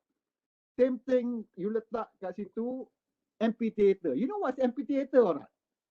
Dia kalau boleh, dia is semicircle, that sort of thing. Bukan apa, bila dah nampak diagonal ni, dia punya sitting arrangement tu dah tak kena. You cannot, when there's an event dekat open space tu, orang duduk tu, dia punya fokus tak ada. Shape tu dah out. Okay, even for example, business model, you nak bring in farming, now people are talking about urban farming. What is urban farming? On top of the roof. Okay, or whatever, it's no longer utilization of this space. Okay, of course, kalau in that context of certain areas having farming besides the river bank, because that's the most fertile area. But at the same time, okay, when you are talking about business entity, okay, or business context of generating income, I don't think having farm plots of land to farm out to it work. I don't think it works all together. Macam apa I cakap tadi, okay, konsep bagus, but if you go along the out, dah lah rojak, okay, rojak ni pun kalau you nak buat rojak, dia punya proportion tu kena betul. Ya, sengkuang dia kena cukup, timun dia kena cukup, nenah dia kena cukup. Ini kalau you beli tepi jalan tu rojak, kalau dah semua 3/4 of it is just timun, okay. Lain-lain tak ada, dah rojak dah tak sedap. You understand I'm trying to say? Okay. So again, when it comes to group projects, anything, dia punya research part tu is important. Yang mula-mula tu. When you go wrong at the beginning, yang terusnya dah out lah. Okay. Tengah orang konsep bagus, but you flow, you hilang. Tengah, okay, konsep dah salah. When konsep dah salah, everything goes wrong. Okay. I have not much to say. It's just that sorry to say that I'm a bit disappointed with this. No, I know there's a lot of hard work put in it. Okay, tapi itulah, you punya rojak yang you buat tu, okay, you punya proportions of all the elements, something went wrong with the masakan tu. Okay, that's why Adam dah minum ayak banyak kali lah. Okay. I think bila dia makan tadi pedas sangat ke, kacang banyak. Dia minum banyak. Okay, thank you very much. Okay, thank you Architect Saifuddin. I hope this group 3 can take the wisdom advice from all this otai. So banyak pengalaman. So we are learning. We are in the process of learning actually. We'll try to improve at the best. I hope for group 3. Okay, thank you so quickly. Group 3, nak respond anything? Kalau tak ada, I move on to group 4. Okay. Group 3 tak ada apa-apa nak respon ya? Okay, semua senyap je. Okay, alright, tak apa. But I think they are learning a lot of things today because I think this is the first time we are calling in people with so much experience in the industry and in the field. At least I just like Yes. to share with you. I Okay. was called by one university, okay, to create, I think, final year student. Good. That was my first and my last time they invited me. So I hope this is not my last time. No, I'm just being honest. That's Yeah, all. I think that's good, Architect Saifuddin, because you are in the practice and all the panel I'm calling in today is the experienced one. So this is a good input. Next time UTM will call you again, actually. Okay? Inshallah, the 4 panels we will call you again for the benefit of the students, actually. Okay? So I hope you learn a lot today, The student. student the student might request tak nak lah Prof orang lelaki. I think Architect Saifuddin is much softer. Dato' Amir is lagi ni. Lagi komen dia lagi menyala sebenarnya. Because Kalau Dato' Amir memang lagi aku lah. 3 hari tak habis. But actually I love this kind of creeds because during my generation time we are with the otai, Prof Basri, Suhana, okay, PM Apai. That's why kita punya performance last time memang bila kita go out in the field we can defend our projects actually during my time lah. But this is the time that this young alpha generation should have this otai actually. Okay, so I'm looking forward again next time insyaAllah these 4 panels to be in a thesis pula nanti. Okay. Okay. Alright. So we go to the group 4, the final group. I hope you are ready. Okay, Hello, can you hear me? Zarfan Okay, boleh. Okay. Hi. So, good afternoon to all panel architects, lecturers, and friends. Hi, my name is Nur Hazira. So, my group consists of me, myself, Putra Irfan, Muhammad Zarfan, Muhammad Sukri, Adam Hazarni, Abang Syafiq Hilmi, and Fakri Irfan Kasano. So, without further ado, let me start our presentation. So, the proposed site of the master plan for the Alumni Hub UTM is located in UTM Skudai, Johor, where the existing UTM Alumni House is placed. So, the site is roughly about 10 acre wide, and we aim that the proposed site to have a sense of place that reflects the university's image as a welcoming and sustainable alumni hub. So, the location of the site is secluded with preserved hill on the southern side. It is also consists of existing UTM river. Okay, next. Okay, moving on to the concept of our UTM Alumni House Master Plan, our group decided to go for the concept of memory of land, which relates the past, present, and the future.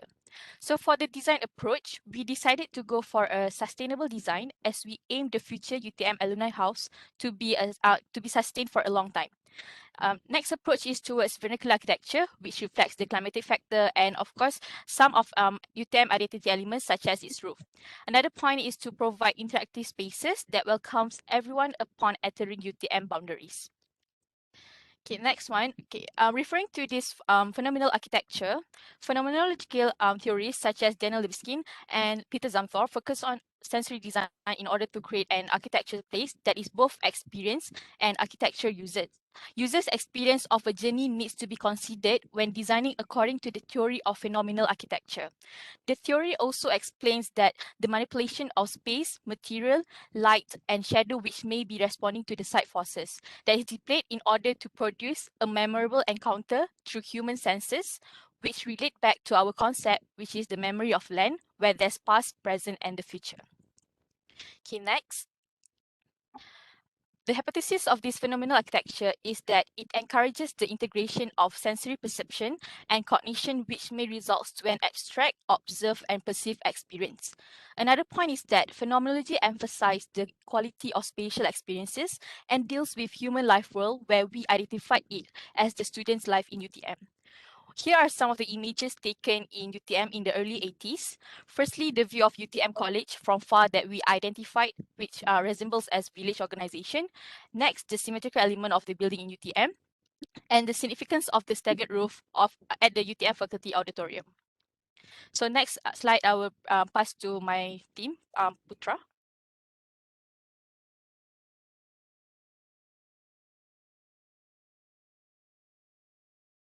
Hello, Putra, are you there?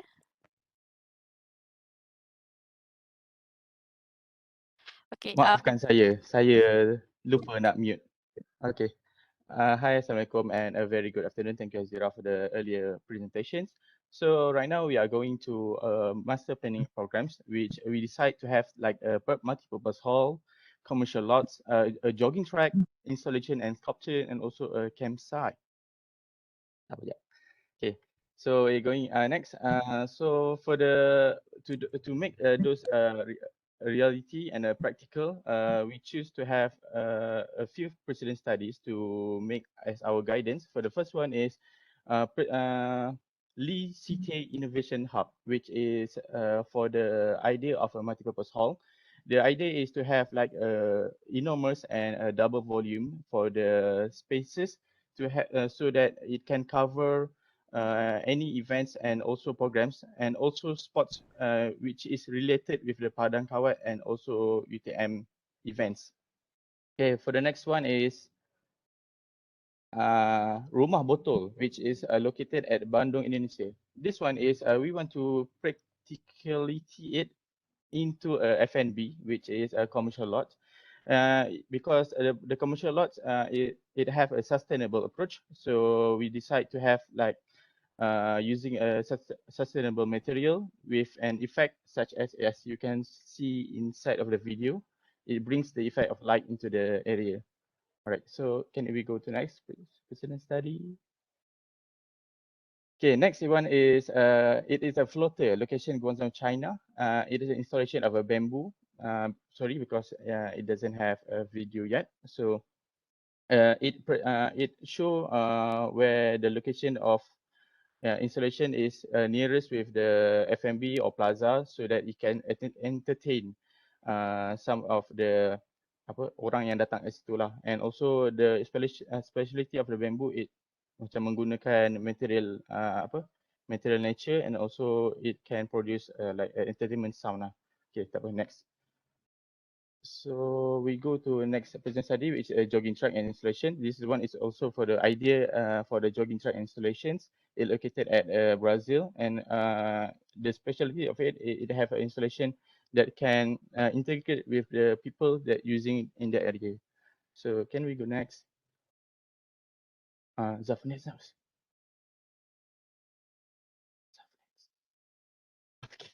All right. So for the next present study is a plaza. Okay, this plaza is not plaza. Benda ni dekat Shanghai, China. It is an idea for the plaza nearest with the F&B and also multipurpose hall. The idea is to integrate people with the interactive spaces so that the plaza can be used with the both purpose. All right. So next.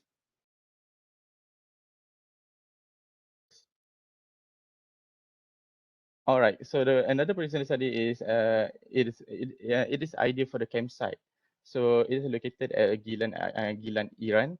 So the idea to have like macam a places and also a home untuk alumni and pelajar untuk have like an event inside of the alumni hub. All right. Next. Okay, another process study which is it is a recreation area. The idea is for a recreation area. It's located at Taman Titiwangsa. It is to have like a memorial park and a canopy walk inside of the for the jogging track, so that it can not just entertain but also can macam supaya site alumni hub tu mudah didatangi orang agar tidak mati kawasan tu. Right, so next. Banyak sangat ni. Okay, ni sama juga recreation area. The purpose of the Taman Titiwangsa ni to have like macam a frame so that the alumni have just not represent the purpose of the event. It also macam represent so that it more lebih mudah untuk lebih tertarik. It is like term sekarang it more it like Instagrammable lah. Tempat orang ambil gambar. Alright, next. Alright, this is a memorial walk. It is located for the jogging track, which is sama juga dengan Taman Titiwangsa tadi, the precedent study. So next. Alright, so tadi habis ni precedent study. So sekarang kita pergi ke history of UTM. History of UTM itself is sebentar ya. History of UTM itself, at first, it is the influence of Malaysian architecture was very strong. as was the influence of Terengganu architecture. The architecture style of Terengganu had a significant influence on the Malaysian architecture at that time. As a result, we can see a Terengganu architecture style in the average building in UTM, which is like a village. Village names like Kampung Meranti and Kampung Chengal were used in the early days of the UTM college, and the concept of village architecture is used at UTM. So as we see inside of the slide, there's like a tunjuk langit roof style that influenced by Terengganu architecture. So next. So for the zoning, we decide to segregate into the three spaces, which are public spaces, semi-private spaces, and private spaces. For the public spaces, it is more to like a jogging track, F&B, commercial lot, installation, campsite, and open pavilion. So for the semi-private spaces, is a multi-purpose hall, event preparation area, and for the private spaces, more to like office and meeting room. So for the site zoning, site zoning dibagikan kepada 3 area, which is educational zone, commercial zone, and recreational zone. It is more reflect to like a semi-private, a public area, and a public area. So next. As go along with the same zoning, there are also the 3 main zone, which reflect to the concept, which is the past, the present, and the future. For the past is as a welcoming zone for the alumni, reminiscing the element of UTM, and for the present is maintaining the existing building, and for the future, a future gathering point for the alumni and even accessible for the public user.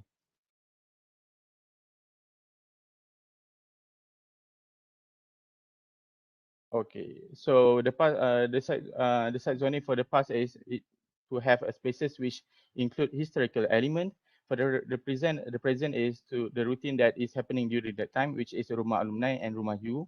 And for the future is to have like a campsite as a reunion place, or even for UTM students to look forward in the future as a gathering place. And hall, which is the modernized architectural element that is combined with UTM existing element. Next. So this is our initial site planning. As you can see, kat depan we have like a F&B outlet, open pavilion, playscape installation, green landscape jogging track, a buffer zone that differentiate between the jogging track and campsite, and the campsite area, and the right side, which is nearest with the padang kawat, is multi-purpose hall and gallery. Semua and all the in apa? Semua spaces ni akan diterangkan pada area of the site forces.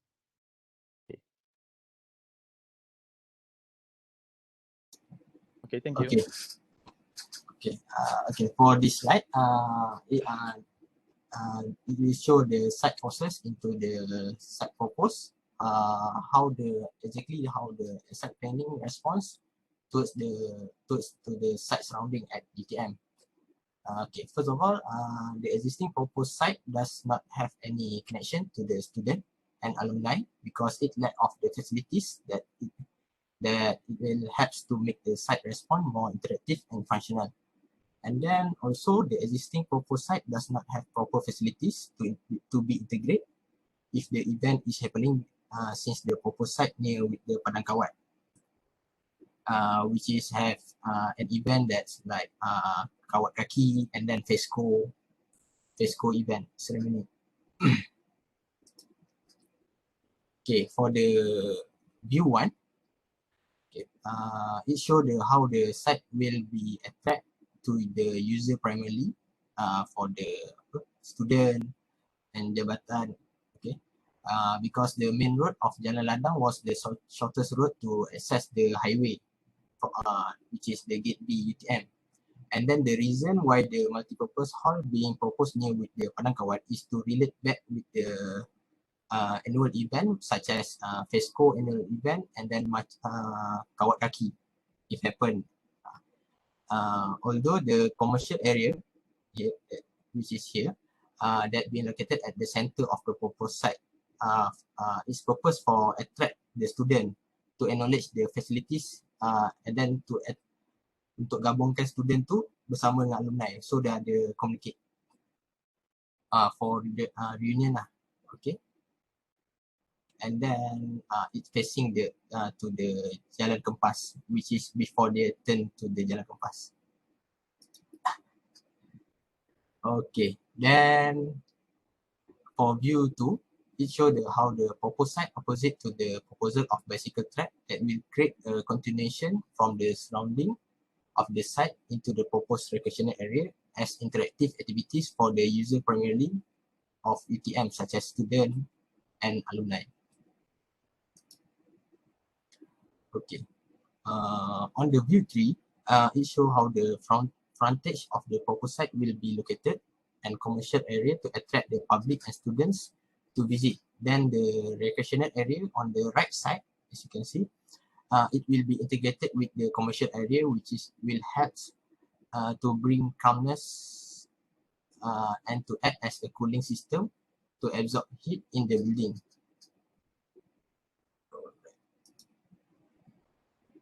Okay, on this slide, it shows how the overall of the 3D isometric perspective of the idea of proposal at UTM Alumni Hub.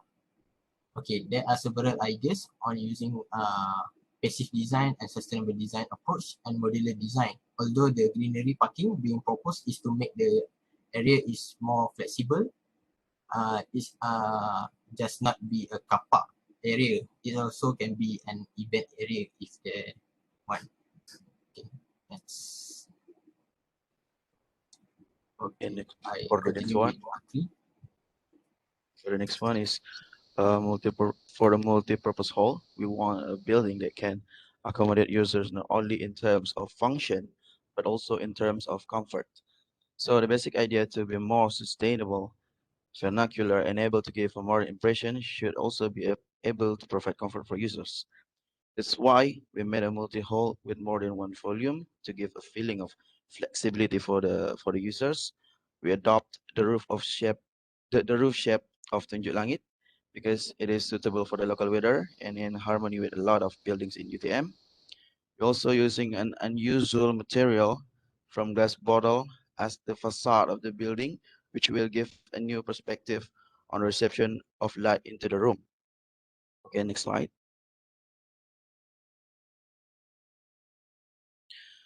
Okay, in this diagram, we want to show the relationship of spaces within the building.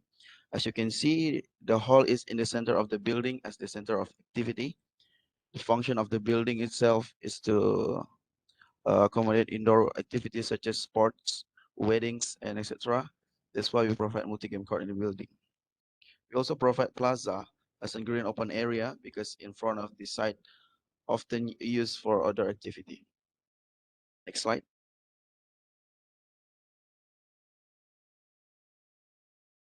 For this example, like the example in the slide, the area in front of the site hall is often used to line up before heading to the field or padang kawat by the pergerakan kawat kaki here. And then ada event Fesco padang kawat too. So we're gonna link between this area.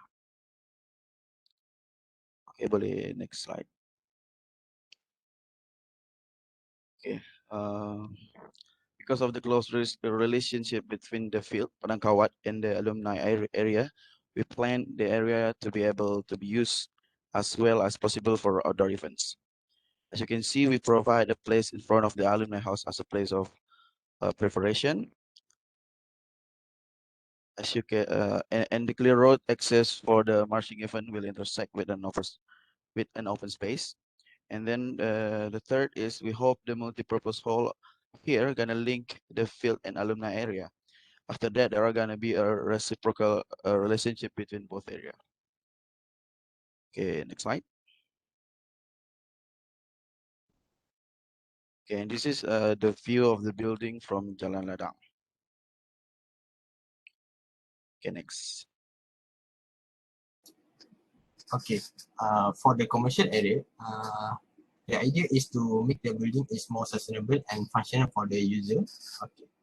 Although the design must be identical to the UTM, which is the bubble diagram shows how the space organization is being radial organization is to synchronize with the UTM and more flexible design by using open food court. And then the design features that being used in the design is to make the indoor and outdoor eating area that being integrated with the greenery area that have on the left side is the recreational area. And then it used the recycled bottle as a facade design, and then using a skylight to let through the natural sunlight into the building, and then perforated brick facade to make the building have a identical of modern element in vernacular design. Okay, this is the initial idea of the entrance of commercial area that facing towards the Jalan Padang, which is commonly the identity of the UTM is the roof. So the idea is to make the roof synchronized with the UTM, which is tunjuk langit element and the element of staggered roof. And then this is the perspective that shows how the open plaza be integrated with the greenery element and recreational activity surrounding the proposed commercial area. Okay, this one for Putra. Okay, going next for the recreational area. The area is surrounded by recreational areas. Alumni recreation parks are designed as integrate to the surrounding recreation areas. In addition, this recreational park also serve to attract outsiders and UTM students to come to the site. The recreation park can be seen from the surrounding area, and we can see also the surrounding area from the recreation park. Okay, next slide. For the recreation, for this recreation park, we'll link the route from the Jalan Padang, from the Padang Kawat to the football field adjacent to the site and to the campsite. The interactive jogging track, memorial walk, a spiral walk, and herbs garden are just a few of the attractions in this recreational park. This interactive jogging track connects to the memorial walks and provides a unique experience for visitors as they walk through the memorial walk while also bringing back memories from alumni and students. Aside from that, this memorial walk can be a popular spot for visitors to take photos, which that have reflective materials such as a glass are used in the design of the memorial walk for create reflection to the surrounding and reflects nature. The spider walk, on the other hand, is a popular attraction for visitors who want to engage in recreational activities or take a leisure walk. Herbs are also planted in this recreation park. So next. Okay, and then this is a view for the spider walk. They have the activities that can be done in the recreational park, which is a leisure walk, a picnic, or also a gathering. Next slide. And then this is a picture of a memorial walk, which have its the frame and also the memorial installation. It is it's a combination of a jogging track and a memorial walk. Next. All right, so we're going to campsite. Okay, thank you, By Putra. Azmi. Okay. Okay, next, I'll continue to the idea proposal of campsite. So the purpose of proposing this campsite is to rejuvenate the hidden place at the existing site.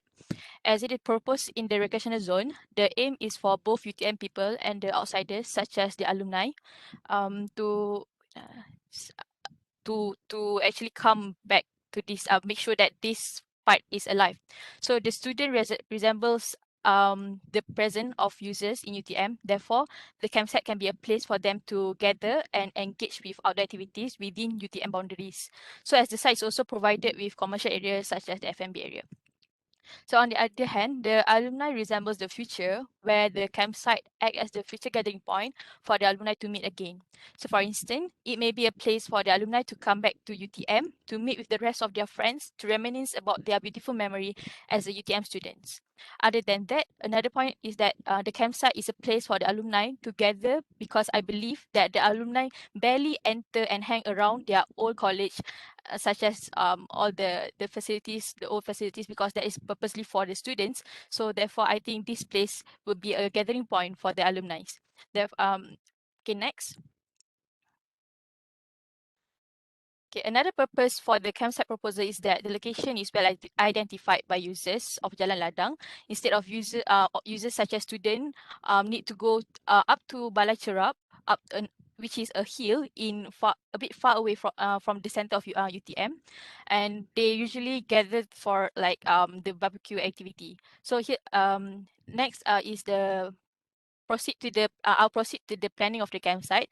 So the starting point is at the parking area, which is that will be the drop off, and then from there there's a it is also integrated with the continuation of the recreational spiral walk, which is accessible by the pedestrian.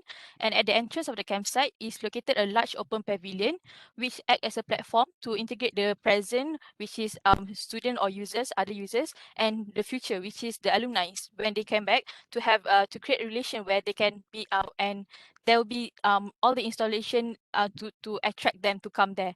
And then other than that, the administration area is also located at the frontage area for easy access and can be seen by users. Next is that it is inspired by the UTM planning organization such as the college organization. A radial organization takes place in organizing the campsite layout.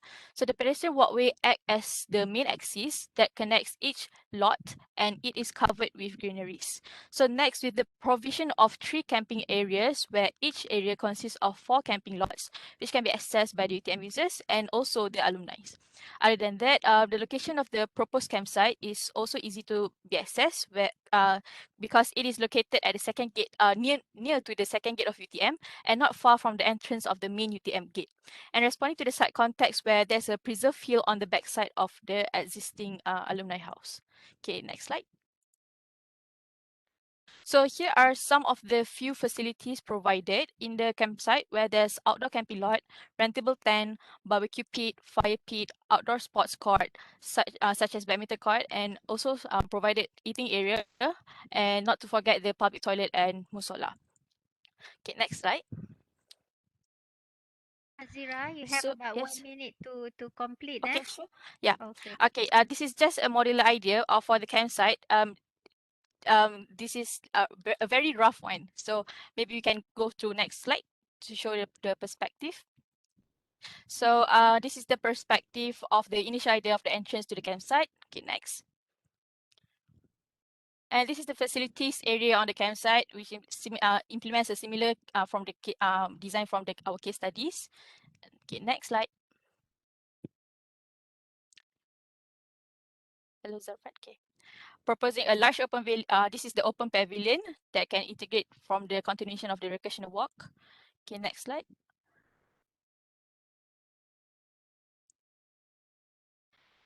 And here's a perspective of the camp lot, where it is a place of the gathering point, provided with a tent, barbecue pit, and other facilities. Next slide. And this is the outdoor sports area that is located inside of the camping site. Yeah. Okay, I think that's all from us. Thank you. Okay, thank you so much, final group. Okay, we go to the panelists, not at random. Anyone can go first. Architect Kamaluddin, Architect Jasmine, or Datuk Haizi? Okay. Okay. Okay, thank you very much. Interesting. I like your idea that you have use a lot of the open area, open space. For example, you have your campsite, barbecue pit, and so on. But maybe campsite too. I think earlier on, Kamaluddin had suggest maybe some chalets where when we alumni come back for functions or events there, we can even, put up a night there. That may I'm not sure whether the space is enough, but camping may be more for student activities, but small chalets or small,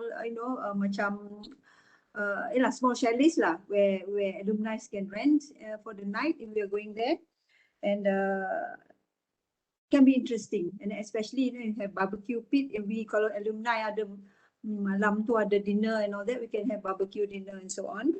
And then I also quite like the idea of that memorial walk, where it's something different. And maybe I think in other campuses overseas they have that. I've seen like in Curtin University in Perth, kan? where they plant a lot of very tall trees in one area where, of course, the weather there is not like our weather. They just throw bean bags under the trees where alumni come back, students come back, they just sit around and chit chat, you know. So if you have more of that open spaces in part of the landscape, I think it'll be interesting. And I think that memorial walk too, where you want to display the university punya history ke, or some you want to highlight some apa ni, some success stories of UTM, why not, kan? And when alumni can contribute and alumni can participate. Okay, I think interesting, right? I think you can further develop on this, and maybe a bit more detail. As I've mentioned earlier, they have to look at local bylaws. You know, you still have to look at the practicality of things when you want to build, kan? And also services and so on. Other than that, I think that's all I have to say for now lah. But there is potential in improving this proposal. Thank you. Thank you, Dato'. Okay, we move on to the next panelist.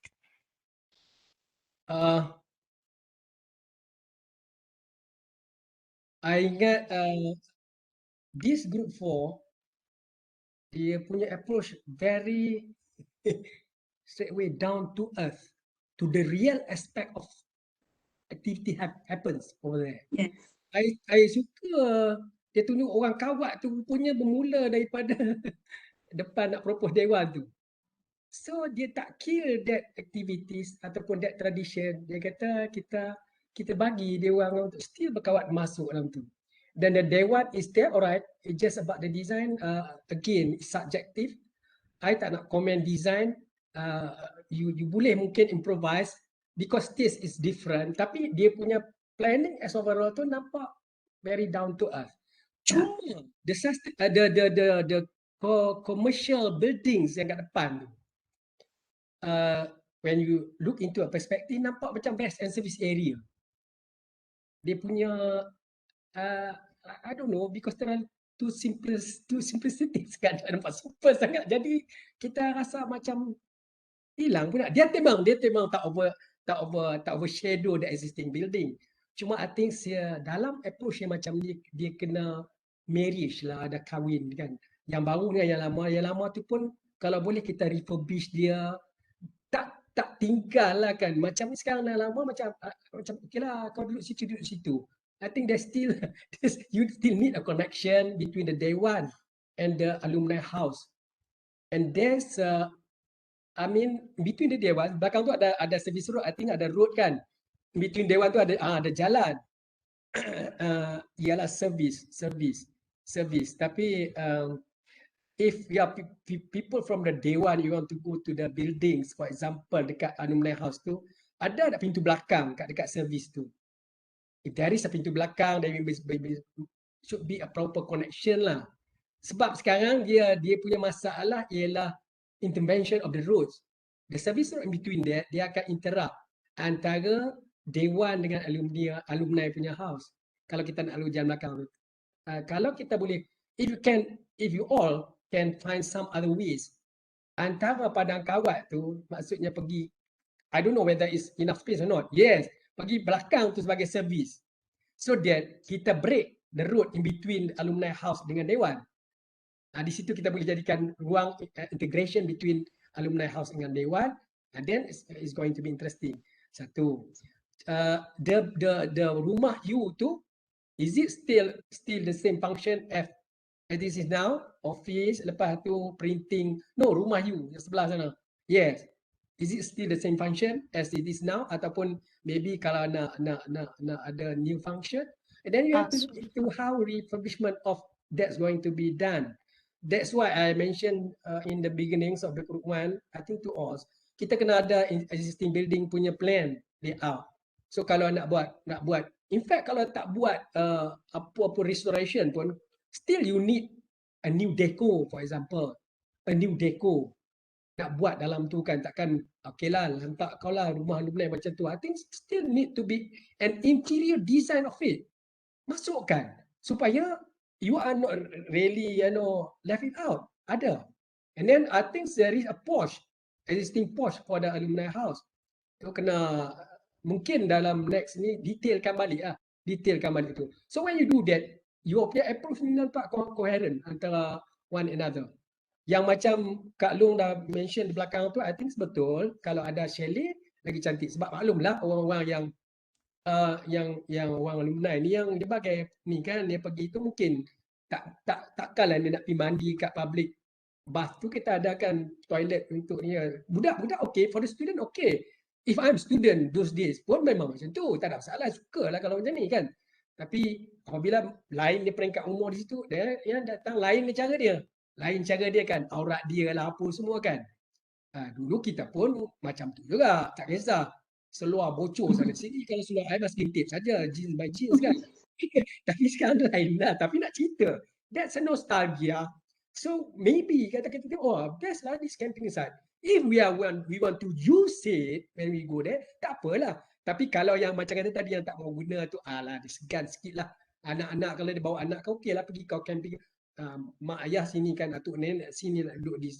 Kalau ada chalet tu, I think can replan kat situ, can do a replanning there.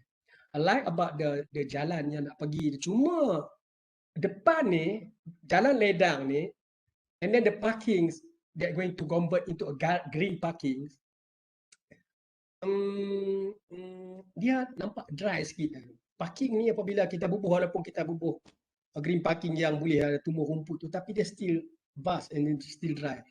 I think you need to do something dekat herb garden kat depan tu, dekat jogging track tu kan, pokok tu, along is in front there. Yeah, there. I think that's kena ada sakit celebrative kind of environment lah. Taklah nampak batang pokok tu saja, tak nampak jogging track saja. Tak boleh tak kalau create something, sebab situ kita boleh tengok equestrian kan.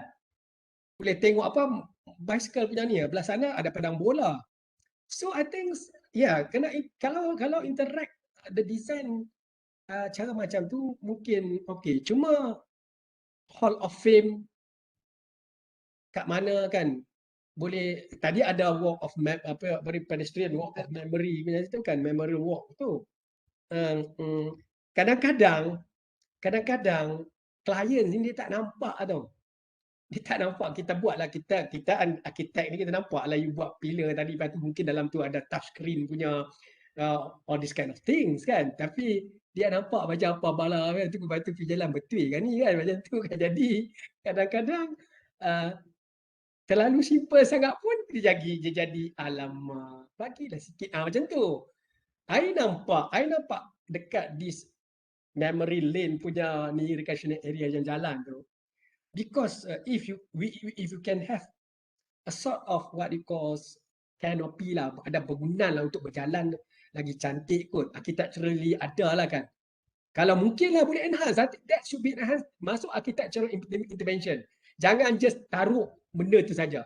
Benda tu alah pergi buat lah kan kat manufacture, lepas tu dalam tu ada touch screen keluar gambar, tapi make it dia ada ni lah, ada benda yang powerful factor membuatkan kita berjalan tu sampai ke camping site ke bakal chalet tu, wow, nice. Alright, tu dah tahu kan. And then sebab di sini nampak dry lah. Kalau you bubuh orang, lepas tu depan tu kan nampak lampu perspektif pun dry, very dry. Tak ni. It's more to landscape kind of thing. Tapi I think kena masukkan hardscape also, architecture punya big form kat situ. Sama ada dia punya what you call laluan tu ke apa, koridor ke macam mana, make it architecturally interesting. So that while people walk, kalau ada bangunan tu ada shed kan, ada tepi tu ada kerusi, boleh duduk relax. Yang isap rokok, yang tua-tua masih isap rokok, okey. Kalau yang gatal tu masih lagi student lalu, kan macam tu lah kan orang tua ni. Tapi maksud kata, yes, this spiral walk ni dekat kawasan tu yang dilalui, tapi yang tadi yang seremonial tu, yang seremonial ada tak daripada kita nak bergerak keluar daripada parking tu, of course kita akan park depan rumah you tu kan, then we keluar daripada parking tu, kita nak walk to like sort of ceremonial walk tu yang kata kalau Dotok Merah to the campsite tu. Kalau kat situ it's about the yang tadi yang dekat garden tu tercela lain tak apa, tak ada masalah, the ceremonial daripada jalan tadi kata-kata link from Padang Kawat whatever from the commercial area ke whatever to the camping site tu ada laluan tu. Laluan tu ada memory lane, memorial walk. Memorial walk kalau di-upgradekan lagi. Upgradekan lagi. It's not a tree, maybe a buildings yang sort of corridor kind of thing, but the design it's not just a corridor. It's a design. Because kita kena ingat hujan panas kan.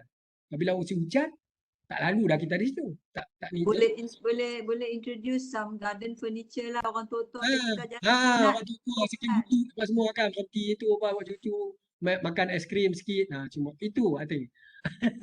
The rest I think boleh nampak cantik walaupun minimal design ni intervention dia, tapi kalau cantik dibuat masuk akal, kadang-kadang orang terima sebab on the cost. Tapi taklah brutal sangat ni. Cuma bangunan yang tadi lah commercial tu I think terlalu nampak simple, macam tak ada idea sangat, macam rest and service area. I think you can make it outful factors because itu pun sort of what you call image yang pertama lah orang luar nampak. Lalu nak masuk commercial area, belakang tu ada ni I nampak. Yelah maaf cakap lah kan, kita lalu rest and service area berhenti macam tu je, berapa banyak rest and service area. Yang ni memang initial idea. Tak habis lagi design. Ada idea lain tapi tak habis lagi. Tak sempat. Tak apa, buat nanti okey elok okey. Janganlah nampak terlalu ni sangat kan. Ya betul. Kita faham.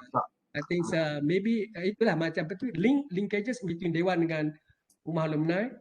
And then if there is a hardscape juga antara commercial tu, jalan tu yang awak nak kawat tu, kalau kita bukan buat tar, kalau kita buat tarmac in between the commercial hub dengan Rumah Alumni. No, going to Rumah Alumni, kalau kita boleh tengok macam mana cara kan. Yes. Itu depan tu parking tu. Itulah yang iyalah at the moment it's not really nice lah parking depan alumni tu. If we can relocate for example the parking tu somewhere else ataupun maybe good enough yang sebelah tepi depan dewan tu ada parking, sebelah commercial area ada parking dan belah sana dah ada kapak. Kalau kita boleh buang tu, tapi you have to calculate lah. Like what I mentioned just now, if in the event whereby ramai orang datang, padang kawat tu akan jadi parking. Don't sacrifice depan alumni tu parking sangat. Mungkin ada drop off, tak tahulah kan. Orang pergi ada macam drop off Colloquium, kat turun kat drop off tu, Datuk kat Tan Sri keluar, dia masuk, lepas tu dia pergi parking. Dia pergi parking bukan di depan tu. I think itu saja dia punya design flaw. Sekarang you tak shock sikit nampak. You are very simple, apa dia, tapi apabila itulah dekat depan alumni saya tak nampak itu. Of course the commercial building dia tutup alumni, tapi apabila kita masuk entrance tu, kalau kita masuk situ mungkin kita akan nampak because kita nak buat drop off. Kita nak drop off kita punya boss ke apa semua ke, kita pergi turun situ then dia nampak. Then maybe dekat depan tu bukan parking lah, mungkin ada 1-2 parking for VIP lah kot. Tapi you can create something else. Yang mana I don't know, you have to be creative enough to into that. Itu saja. Very simple. Yalah, mungkin ada orang kata tak mencabar lah, tapi I think through this exercise also you can do an interesting design later on by handling this kind of thing dengan very meticulous. Tengok betul-betul sensitif lama-lama insya-Allah dia boleh jadi juga. Okay, that's my comment lah. Thank you very much. Okay, thank you Arkitek Kemaluddin. Alright. Banyak wisdom advice di situ.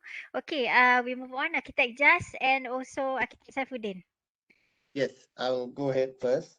I think the camping site is good as raised by the previous panel. Kalau we can have some chalet, some different forms of accommodation. There can be camping, there can be chalet, maybe other some shared facilities and all that. So that would be more realistic in terms of the crowd that we are expecting to come back. And then if we go back to the plan plan yang tadi tu, can we, yeah, okay. Something that would have been nice to have is towards the back, which is the top of the screen now, if there's a linkage between the alumni hall on the left to the camping site. I think that's a missed opportunity towards the back there. You've got the nice water feature there, the existing river.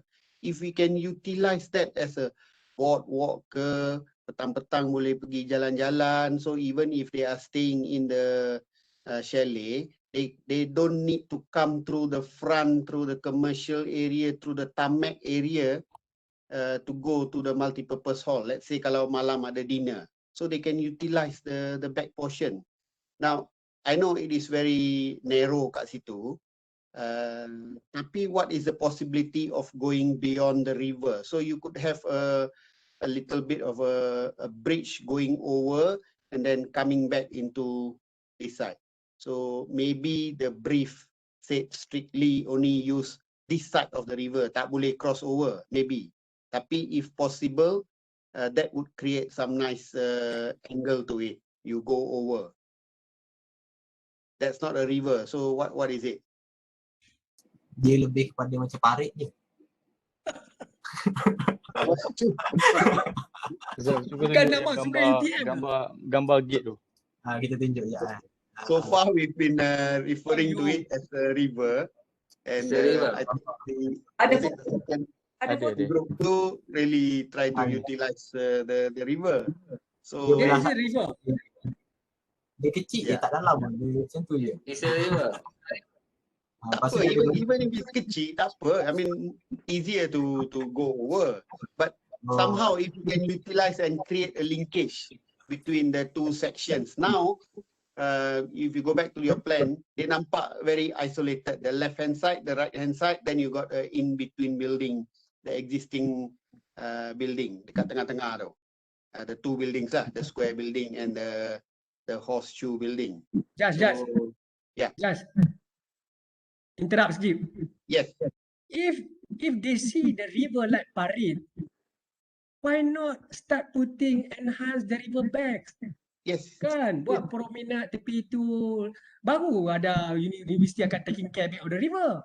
Tapi kalau kita tengok river tu macam parit lah selama-lamanya. Yes. I think this group should take that challenge.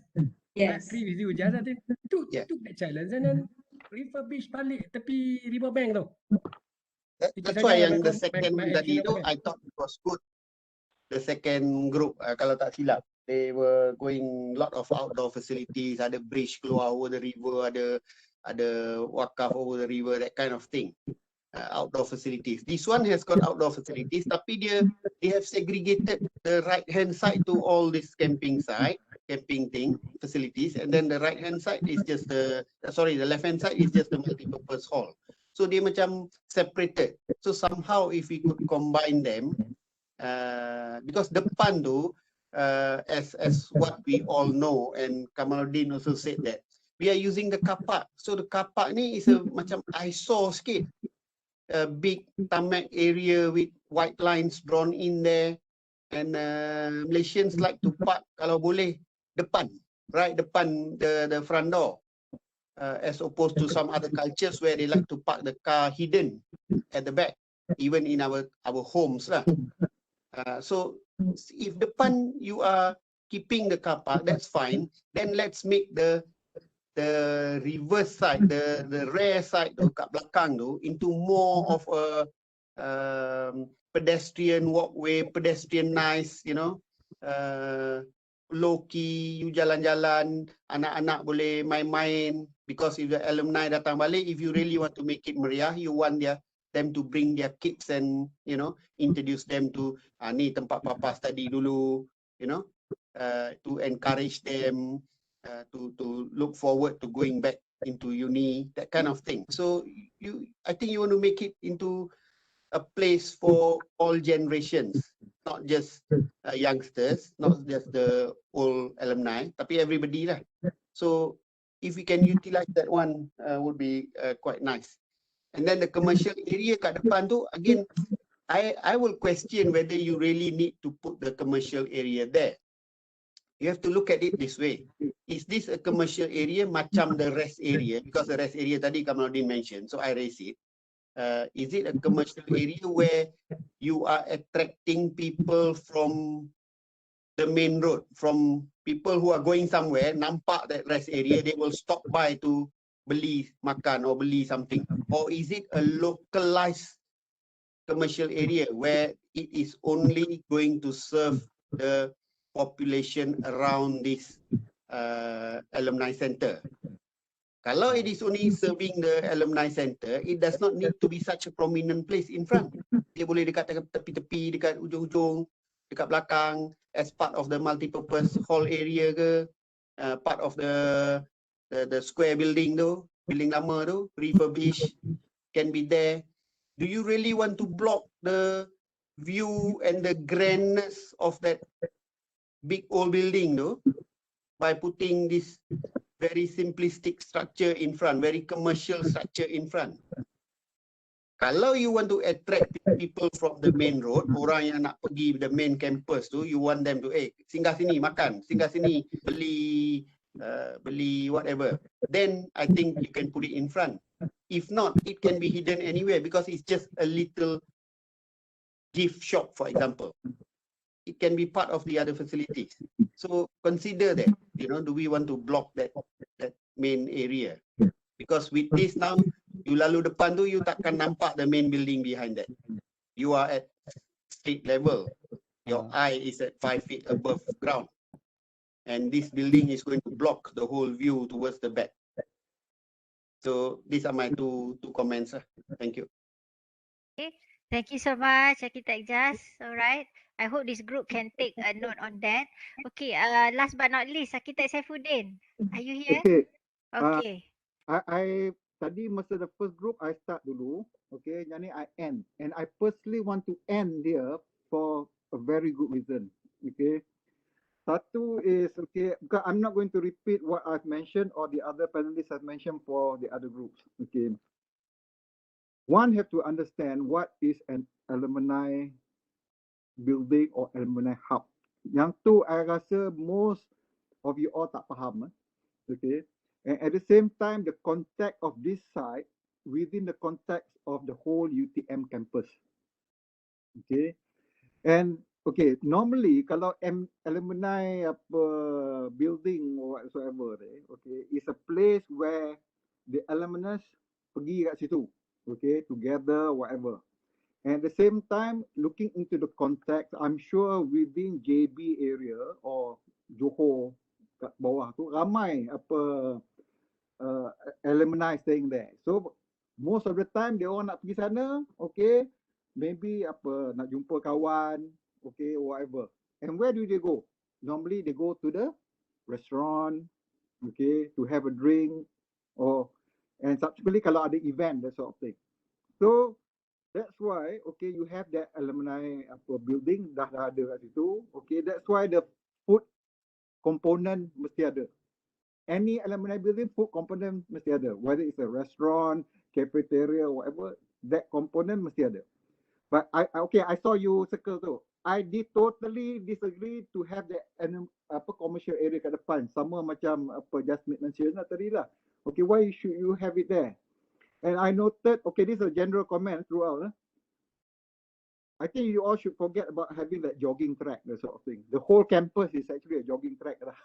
Okay, why are you creating another one over there? Okay, back to the intent of alumni ni. Selalu you have that building. That's where you have the secretariat that is going to manage the alumni punya activities. That means there's an office space there. There's food outlet, and of course, then you have to look into the components that is general income generating. Okay, like in this case, the multi-purpose hall. So whether the multi-purpose hall is at the right place or not, I tak nak comment because setengah letak kiri, setengah letak kanan, whatsoever. So component of multi-purpose hall is important.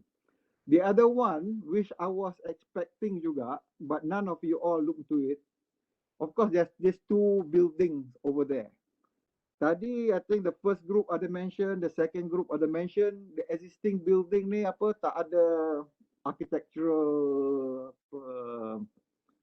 element yang boleh proud of, that sort of thing. Okay, if that's the case, Can you enhance that or not? Tak ada, nobody says that. Okay. Or even kalau I tengok the building on the left tu, the hub tu is like L shape. Okay. But the other side tu, okay, maybe buang terus.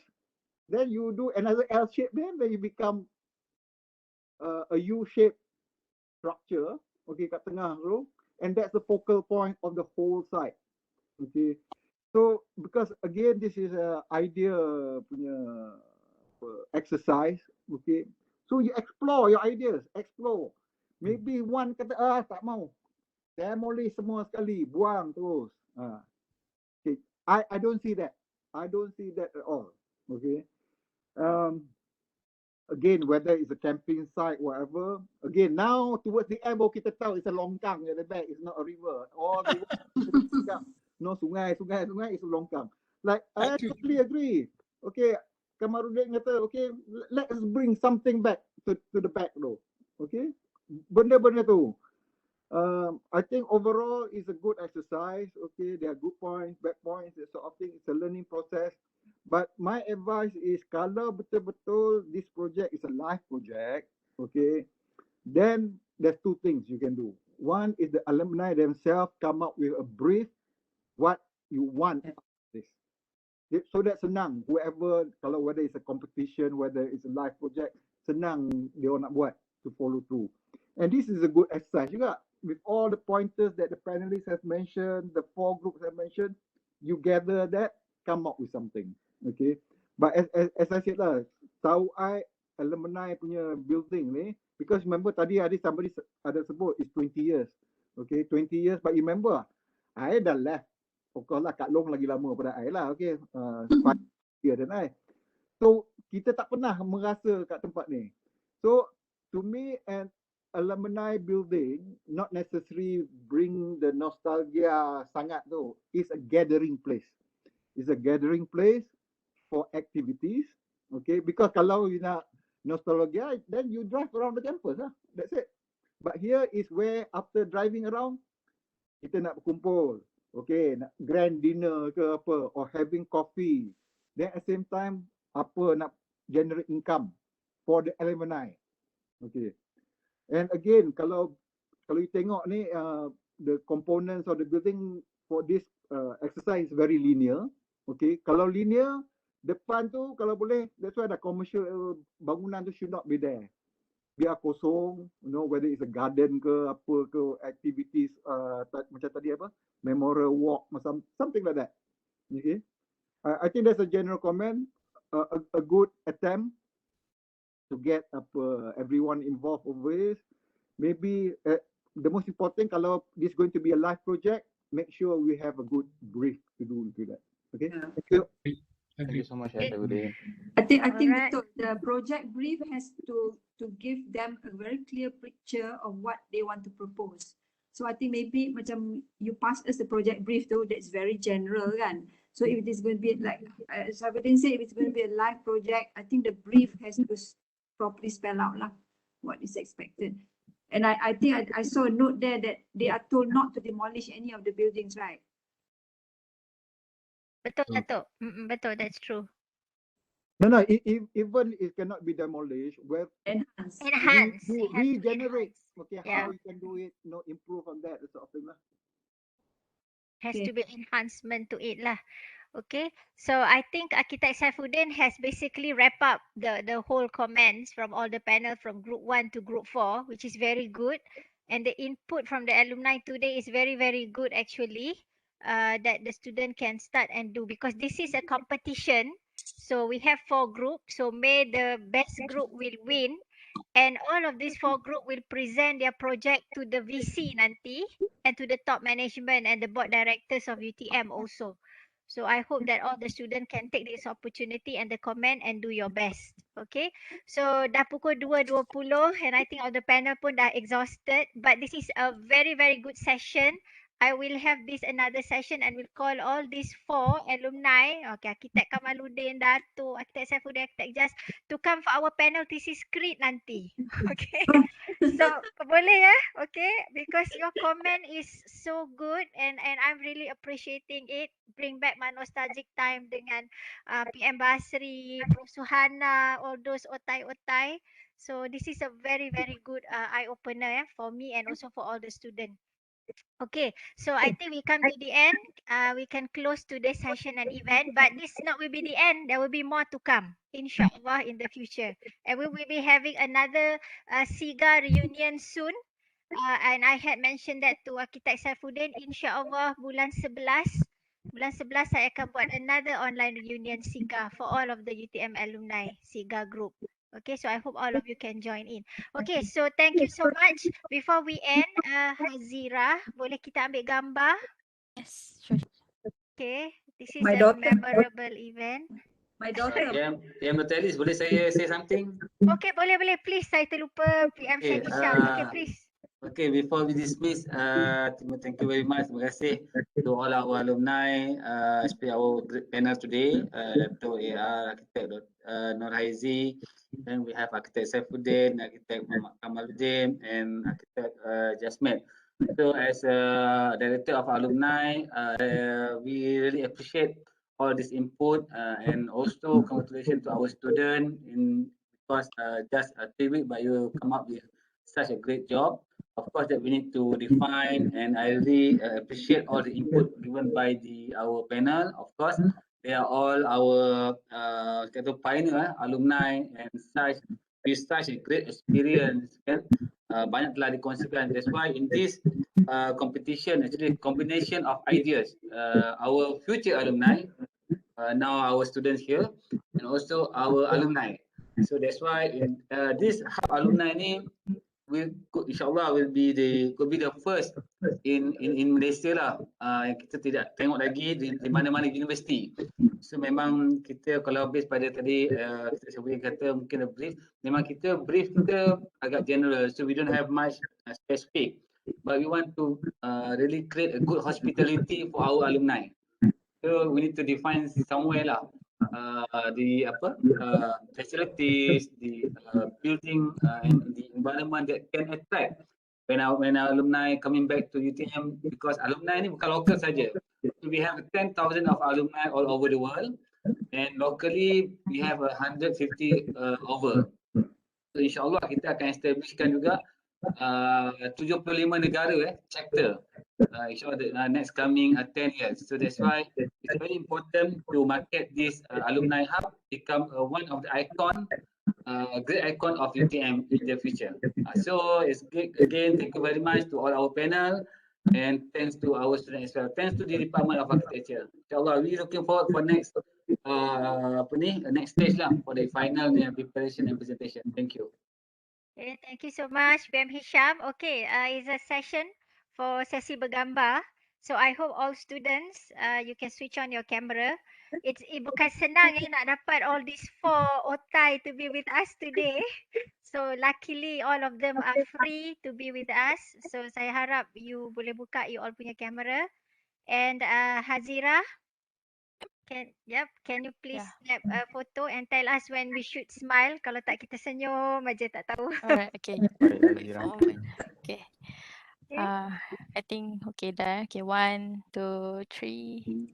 Okay, smile. Bila nak buat freestyle ni Hazira? Freestyle. Okay, freestyle. 1, 2, 3. Freestyle. Okay. Okay. Okay. Mantul. Dah cover semua Alright. Okay, so thank you so much. Terima kasih semua kepada panel. So kita dah well done everyone, well done the students, and well done to the panel. So we will see you again soon, and I will give you the date and time. So thank you so much. Assalamualaikum warahmatullahi wabarakatuh. Okay, thank you so much. Waalaikumsalam warahmatullahi wabarakatuh. Jumpa lagi. Terima kasih para panels. Okay, terima kasih. Terima kasih. Thank you, Ajis.